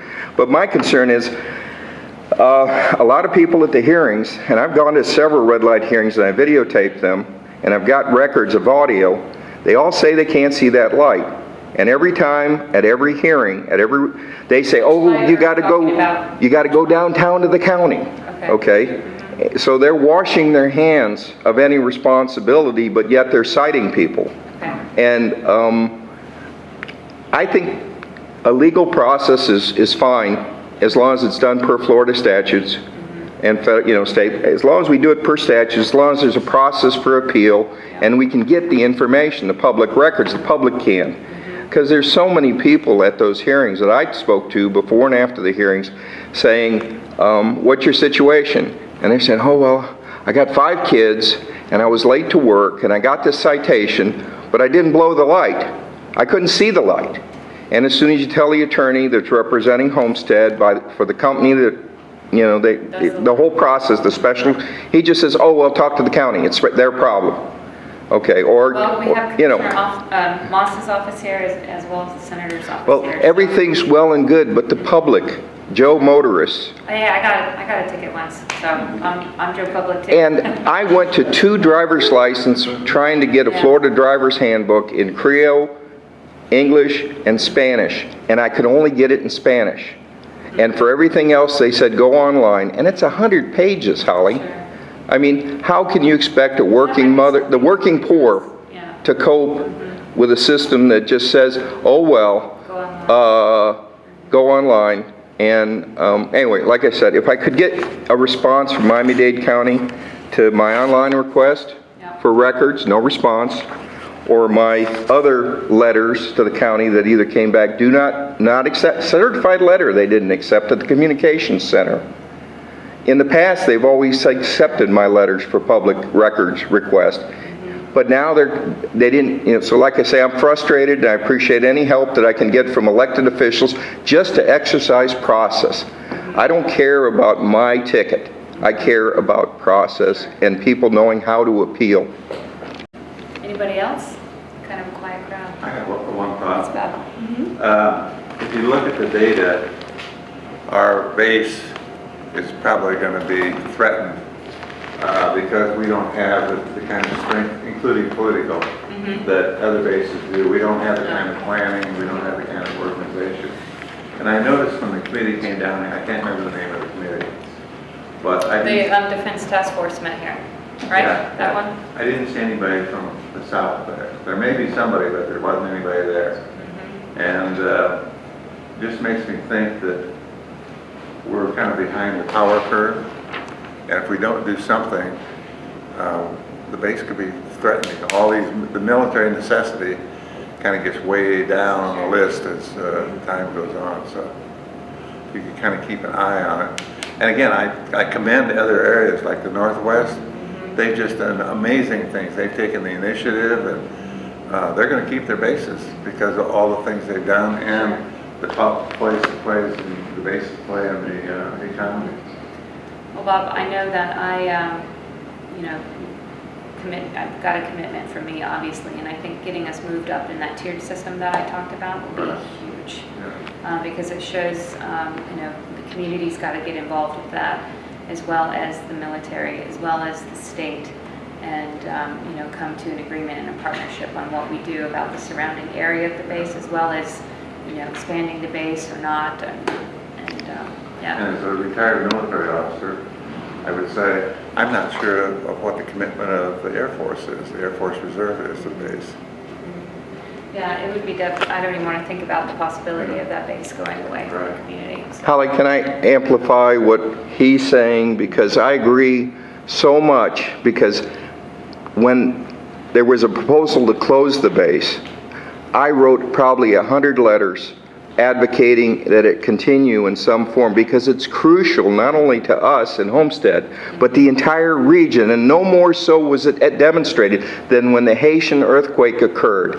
They got support out of us because a Russian liner came in here, a cargo plane, loaded up a multiple air traffic control tower that I helped prepare with my federal agency, and we responded to that earthquake, boots on the ground, as soon as the White House cleared it. And if Homestead had not been here as a military base at the time of the Haitian earthquake, we could not have rendered help to Caribbean nations. So it's absolutely vital that we keep Homestead Air Force Base a viable, I mean, how far are we from other bases? We have to keep this one here, and it's crucial, and I wish I could write 100 more letters, but I'm kind of busy. I work full-time. So, yes, and I guarantee you it's a top priority of mine. Thank you. Absolutely. You tell them. Yes, sir. I stutter. Just a question, because I know there's a lot of federal agencies out there that also use the base. Does that add Oh, yeah, credence? that helps. That helps. Border Patrol's out there. Gosh, who else? The Job Center.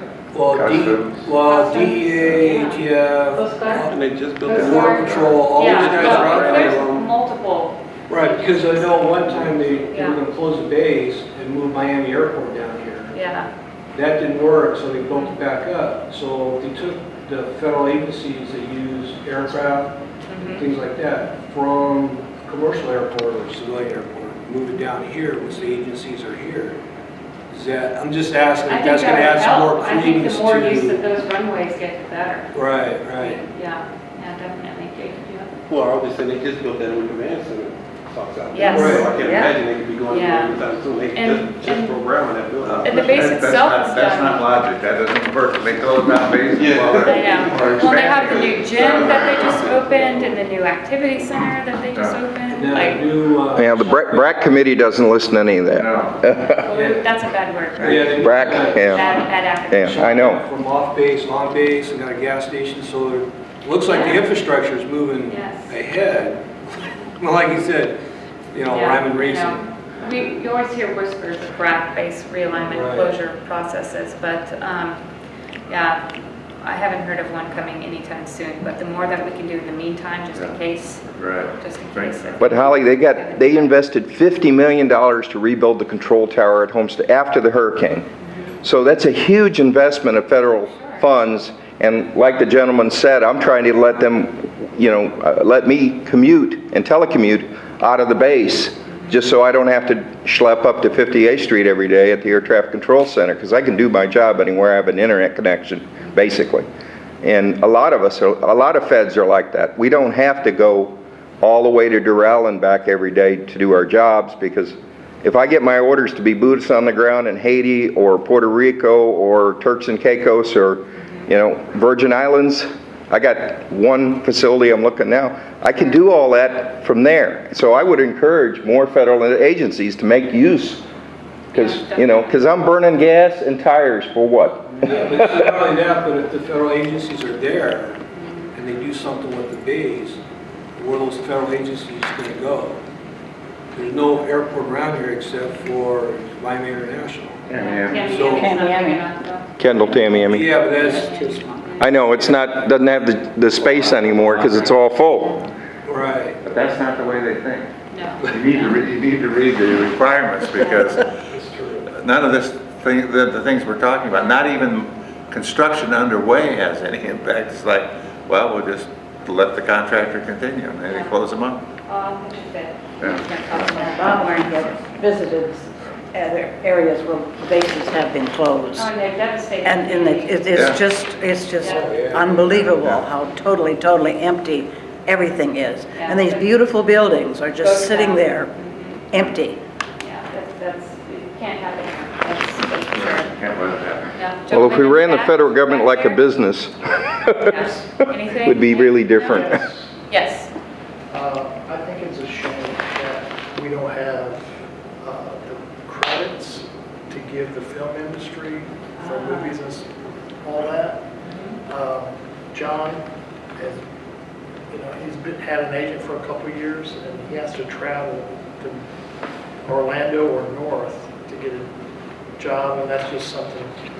Castings are, They're all up there. Yeah, I was We're just co-sponsor really- on that bill this year. We, Manny Diaz and I, he's another date representative, sponsored a film incentive bill that would have provided incredible incentives for companies to, or, film companies, movies, more importantly, TV shows, because those are long-term compared to movies. We want the TV shows that are going to have 1, 2, maybe 10 seasons, like Burn Notice. We filmed Maximum Bob right here in Homestead at my neighbor's house. Oh, I know. Old Coral House. Yes, and Georgia, North Carolina, Louisiana, and Puerto Rico. Yes, those are the areas that are taking our movies. To me, that is like a no-brainer. It is. Because we have 24 hours all year round. Beautiful weather. Beautiful weather that people could just film away. Yeah, I think there's a number of supporters in the legislature to see that come back. There was a particular chairman that didn't let the bill move for whatever reason, and nothing happened. And so we had a whole charade of movies and like you said, TV shows go elsewhere, to Georgia, to Louisiana, and not Florida. But we just had Chef down here in Miami Beach recently. That's a great movie, Chef. Does the gentleman know that we have Netflix here in Homestead? Well, because actually, they're 29,000 square feet right over here on Maori. they are, and they're grandfathered into or not really grandfathered, but I They guess had applied previously. They had applied previously, so they have an incentive for 1 more year. Yeah. So that means 1 more season. And actually, I went on the set for that filming. I didn't come in Homestead. They were filming in Alamorada, and it's with Sissy Spacek and Sam Shepard, and I guess it's like a family mystery psychological thriller. That's the theme of the Netflix. Silence of the Lamb 2 was filmed in Alamorada. Really? Yeah, it was. I was there when they were doing it. We have people here in Homestead who've gotten parts. Oh, nice. Yes, Extras and stuff. Yeah. Richard. I know Richard. He's played a lot of different parts. I know. One guy gets 6 parts, spread it around a little bit. Yeah. And they use the local architects' buildings for the sets. too. There you go. See? Are they? Pierre's. Ah. Yeah, Oh, they're yeah, yeah, they're using, I saw them Couple at of not Last Chance, what's the little bar right before Last Chance? Is it right there, on, the corner of Chrome? On Chrome? Oh, you're talking about? Right as you're going onto US 1. Sam's. On US Was it 1? Sam's? Sam's Hideaway? Anyways, I saw the whole crew there last week, and I was like, wow. The last chance is at the end of US 1. Yeah, it's the one right before that, as you come around the curve. Sam's. There, Yeah, Sam's. The Hideaway, yeah. Okay, or the Hideaway. Yeah. Sam's. Yeah, I saw them all there, and I was like, cool. Anyways, it's a darn shame that we did not do something this year. I have a feeling you're going to see the opposite. We are going to do something next time. Yeah, complete agreement. Complete agreement on that. Georgia, Yes, we're fighting with Georgia over other things too, like water right now, so football, whatever. Yes. Water's a big issue, Yes. especially up north. One last question under tourism. The whole city plan right now is the rebranding as a gateway city between two national parks. And I understand this Greenway project is up in Tallahassee now that the city lobbyist, Bob Levy, I think is kind of saying, oh yeah, this is moving faster than it has in the past. So that's one aspect of it. Are you talking about the bike path? The bike path, yeah, the 42-mile Yes. circuit between Biscayne and Everglades National Park, which is called the Biscayne Everglades Greenway Project. And then there's the other project, which is the trolley project, which is taking people out to the parks. And then we have a third project, which is water trolley project, which is just kind of beginning right now, which we're working on. So there's a lot of exciting So you things. can jump on a boat and... Here's the concept. I haven't heard of that. I've heard of the other trolley one, but not the water. Well, we had this great work session, 2-day work session with the National Parks Conservation Group, and Steve Shelley led the kind of homestead contingent at that meeting. And we broke into small groups, and our group came up with this idea that taking the trolley from downtown Homestead out to Biscayne National Park is great, but since it's 95% underwater, you don't really have a park experience unless you can get on the water. Sure. And so I used a model from San Francisco, where I'm from. It's a little Angel Island ferry, and a 49-passenger ferry keeps it under a certain threshold where the insurance is not so bad and the fees are not to run it is not so bad. We figured it's about $100,000 for a season, which would be November through April, to have this little ferry that would take people out. So the park has been wonderful. We're working closely with them, and we're really... Would that be at no charge to the That visitor, or would it be a small fee? A very small fee, because we have a community that doesn't have the funds to go out there and spend $50 a family member to get on a Well, you pay ferry. $10, right? I mean, $5, $10. Well, we're thinking 10. We're thinking 10. Yeah. Make that part of the entrance fee. Yeah, well, because once you're on the trolley, you don't have to pay an entrance fee, which is with the... But to take a boat ride, if you wanted to take a boat So ride. the idea is you extend the existing Homestead trolley, which leads from downtown, it goes out to Biscayne National Park, and then you get on the water trolley, and you go out to Boca Chica and Elliott Key and do a 2-hour circuit, and maybe 3 times a day, and people can get off, have a picnic, and get back on the next one. So it's a very exciting concept, and we're kind of getting it going right now, but just want to give you a heads up, so you, when it comes across your desk, you know, oh yeah, I know about this project. How is that communicated to the public, all of this you're telling us about? It isn't fully, we're working with the parks, and it's still in the drafting stage, so once it's finalized and it's ready to be published, it'll be put out to But the it was public. discussed at the public. It was mentioned at our public city committee of the whole meeting yesterday, Tuesday's meeting, right? Tuesday, right, yeah. So it's out there publicly now, so that's why. And the Homestead Purchase Building still isn't out the door as far as being a visitor center. That's right. With the library. And I have a meeting Monday with the city. To see if we can utilize this beautiful building over I here? mean, that's still in the mix. Because that's right on the Biscayne Everglades Greenway Trail. That Maori is part of the trail. So anyway, exciting projects are coming Yeah, up. that's great. Anytime you can expose people for a small fee to the beautiful parks we have here. Yeah, most of our people in Homestead think of Biscayne National Park as a yacht harbor. Because, so if you don't get our children invested in that park, the next generation won't see any reason to save it or protect it. No. And the park is going through a rewrite, the management plan right now. That's mostly having to do with the water. Well, I love snorkeling off, Pacific Light and the little reefs around there, and I like looking at the lobsters and the little fish. What's left of them, right? So. Actually, this reef's in good shape compared to a lot I've seen around the world. Just a quiet observer. Terrell, do you want to give anything on behalf of the senator? Well, how you all doing? Just to reintroduce myself, I'm Terrell Hall. I work on policy for Senator Bullard. So if you all have any ideas for any legislation that you'd like to see passed in Tallahassee, or at least pushed, you can definitely contact me. And our office number is 305-234-2208. Our office is located at the Cutler Bay Town Hall. That's at 10720 Caribbean Boulevard. So it's right up there by the Southland Mall. So Senator Bullard looks forward to continuing to work for you. He didn't have an election this year, so it's kind of been just coasting and just working hard and hatching up some new policy ideas and just working for the people. But feel free to call our office and use us as a resource. What hours is your office open down here?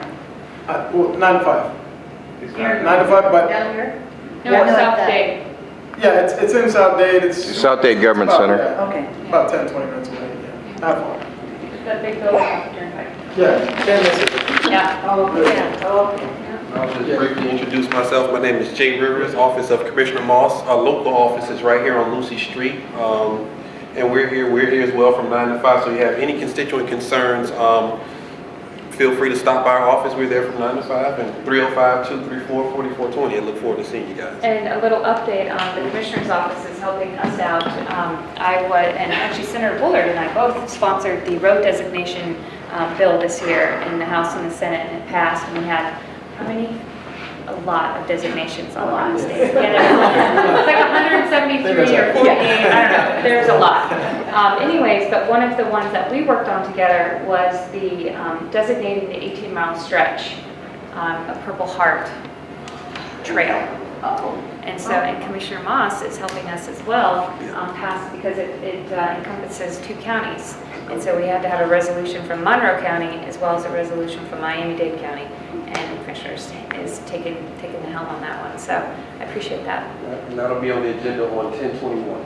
And we will be, and after that, that's kind of like the last part of the process, except for making the sign and installing the sign.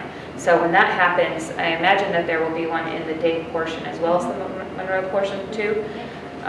So we'll have a big notice, and you're queen of the signs, maybe you'll come in. We'll definitely have a ceremony, hopefully bring some disabled veterans, and so yeah, it's a very nice sign. Yeah, so more signs, but this is a very important sign, so. Well, the out-of-towners really do need the signage, especially for the Redland Farm area, because they can't understand, why can't I go 1,000,000 miles down? Because there's a tractor. Yeah. I like the new wiring signs and all those out there, so. Yeah, Peter Snevely's done a great thing with his It's development. incredible what he's done. Oh, yeah. And he's a great. Nice guy, nice guy. For South Dade, so he's good. Anything else for the good? Yes. There's a Boy Scout camp down in the Keys. Yes, yeah. And as you cross that other bridge to go over the deer, Yeah. Sea base. there right? is a blacktop that doesn't have anything on it. It's just out there, and it's an old road, and the kids could fall off of that thing. I haven't been out there. When you go across the bridge, Yeah. you look over to the right. On your way to No Name? It's Deer Key. What is it? Big Pine. Big Pine Key. Mm-hmm. And Keeler when- Boulevard? And the curve goes around like that. There's a place right there, and my kids, I'm always having to fight the kids that goes to Boy Scout camps off of that thing. So it's, okay. We'll have to look for it next time we go. I think it Yeah. might be a state road, an Well- old state road. And it's blacktop? It's a blacktop, and it's about 100 feet, and it goes right over the water. No railing or, No, people just walking on it. and it's near Sea Base? Yeah, I think so. We'll look for it. Yeah. It's right there at that bridge. Yeah, I guess Go I've over never to- paid to attention. Big I'm always Pine. looking for deer. Okay, all right. I have one more thing. Yeah. It ties into the state in this concept. The Women's Club of Homestead, GFWC Women's Club of Homestead, is celebrating a centennial year this year, 2014. And what's really exciting is they were the impetus behind the GFWC, the impetus behind the World Palm State Park, which became Everglades National Park. So without the Women's Club being involved in it, that park would never have happened, because they are the ones that began the whole process, and now we have Everglades National Park thanks to them. Is there any way that we could get a resolution recognizing that contribution to the state of Florida? Because that World Palm State Park was the first state park in the state of Florida. So it was the first state park in Florida. And a national park. Yes, yeah, my wife works at Everglades. Yeah. She's a budget analyst. The 47. 47. 47. I'm going to be at their luncheon on Tuesday. Are you going to be there? The On the 21st? Tuesday. Oh, yes, yes, of Yeah, course, yeah, okay. yeah. You better be. Yeah, make your presentation. Yeah, I will be there. That's wonderful. But I was just saying, it'd be kind of cool if we could get a resolution that recognizing Recognizing their them. role in this, in Florida's history. And certainly we could do a tribute. Yeah, it wasn't just the Women's Club Homestead that started the park, it was the Florida Federation. That's what I'm saying, it's the Florida Yeah. Federation. But the Women's Club of Homestead met here, and they came, well, the Florida, Petitioned Miami's women's clubs, the city of Miami's women's club, and then they had connections with me. That's what I understand. No, it went the No, other way around. no. Well, we're going to have to get background on it Yeah. anyway, Yeah. we can hammer Yeah. out all those details. Homestead played a big but- role in it. Because it was the closest one. And in 2016, there's another opportunity to talk about that because the national parks are doing their centennial Yes, year yeah. in 20, because my wife did a project that's in the National Archives now for the White House that was an Everglades National Park themed Christmas ornament. Which is when we want to inaugurate the water taxi in 2016. Oh, yeah, excellent. That's our goal, to have it in 2016. Gotta get on that. And we're going to name it after the gentleman who who gave us property to Florida for the Biscayne National Park, whose name James is Sotile, Lancelot Jones. Lancelot. he didn't give his, No. he sold it. Well, he sold it, but anyway, Lancelot Yeah, Jones was yeah. very connected with that The man project. that donated Speaking of thousands of Lancelot acres Jones, was they're working James on Sotile. Lancelot Jones Day, hopefully having it in perpetuity. So, yeah, Senator and I couldn't make it, I couldn't get it out of the house last year. The land that was donated by Mrs. Flagler. Thank you for correcting me, I appreciate that. But Lancelot Jones is the name that they're going to put on the water taxi. Yeah. Okay. Another I'm reason talking why just that about has Everglades, significance. I'm talking about Biscayne. Oh, Okay, okay. Biscayne. Yeah, that was a great article We in changed South Bay subjects. Newspaper. I didn't get that. I missed it. Did you guys, are you guys going to redo the Python catching thing? Yeah, I hope so. And we tried to get a reason out of FWC of why they didn't do the Roundup, the Python Derby, and we never really got a concrete reason why, other than I don't know if they were studying it, but for some reason, there was not an appetite for rounding up the snakes. And I don't know why, I never got a clear reason. Because they haven't finished off all the mammals yet. The results of the first one weren't necessarily as, I mean, it was very popular, but the amount of snakes that were actually caught was not A lot. a lot. Which I still think, Some. as many as you can get out. Better than none, yeah. That was not breeding. There's places you can't go, I did the roundup, there's places I know there's snake, but you can't go get them. Because it's not in their little graph. So what I'm saying is, like the Everglades National Park, you go out there and camp, there's not even a rabbit out there, because all the snakes are. Right. Yeah. So there's- we've got to do something different than what we're doing. Maybe adjusting the boundaries of where you can hunt. Yeah, I think you've got to go where the snakes are. Well, let's one, make sure they're gonna do it again, and two, when they do that. You should get like an expert with dogs and all that and go hunting things and get them out of here. They're taking over. Well, there was, yeah, I couldn't believe that either. I was trying to talk my husband into going, because he's a big hunter, but didn't take the bait, but, yeah, I do. We haven't checked in on that. I remember we checked in when we found out they weren't doing it again. And so we haven't touched base on that in a while. But I can go on our list. Did you sign in so I can have your email? Okay, perfect. If you didn't sign in, if you want to, there's a sign-in sheet there. I would love to. And if you don't mind, I send out periodic, sometimes, often, sometimes, mostly not. Try not to newsletters. clog boxes. Yeah, newsletters. So if you want to share your contact information, but yeah, no, that is something I definitely want to know. Yeah. Snakes, deer, Well, the little deer. Possums. Oh, Yeah. decimated. Well, if it's not snakes, it's iguanas, and now we have tegu lizards coming down. Giant tegu lizards. And on top of iguanas, giant African snails. What else? I'm going on actually this is kind of cool part of my job. I get to go on an aerial survey of the laurel wilt Laura Wilt, yeah. on the avocado trees. Yeah, I have a lot of avocado trees. With the avocado committee, just to see the devastation. The state commissioner Putnam has been very helpful in getting resources towards fighting that. that disease. So that's kind of an update on the ag stuff. I mean, what can you really do except take the tree out and replace it? I mean, I've got 60 trees, and I've had to replace a couple of them. They say it's not laurel wilt, but they're rotting from inside, and I've saved some samples. I know there's lots of people looking at it, and I unfortunately I get to go on a helicopter ride, but I'm looking at a sad situation, so I'm like, I've had 5 die in the last 2 years, and I just went out there this morning and another one died, and the avocados are on there. And it's dying on the vine, right? Yeah. Dying on the vine. And I've done the infusion, it didn't work. Didn't work. What are they doing about lionfish? Do you know what they're Catching as doing? many as we can. Yeah, but it seems like there ought to be a bounty of 500 each or something. I'd go get them. They do go for $19.99 a pound right now, I think was the last time I saw, just about as much as stone crabs. Stone crab does. We have derbies. I know there's one restaurant in Marathon that serves sushi, lionfish sushi, and they actually hire spear fishermen to go out and get them.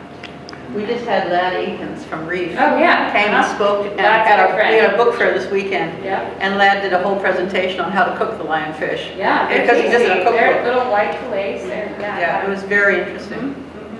Yeah, but that's another, Florida is just a kingdom for pests. Yeah, right. Abandoned. Two-legged, four-legged. Human and otherwise.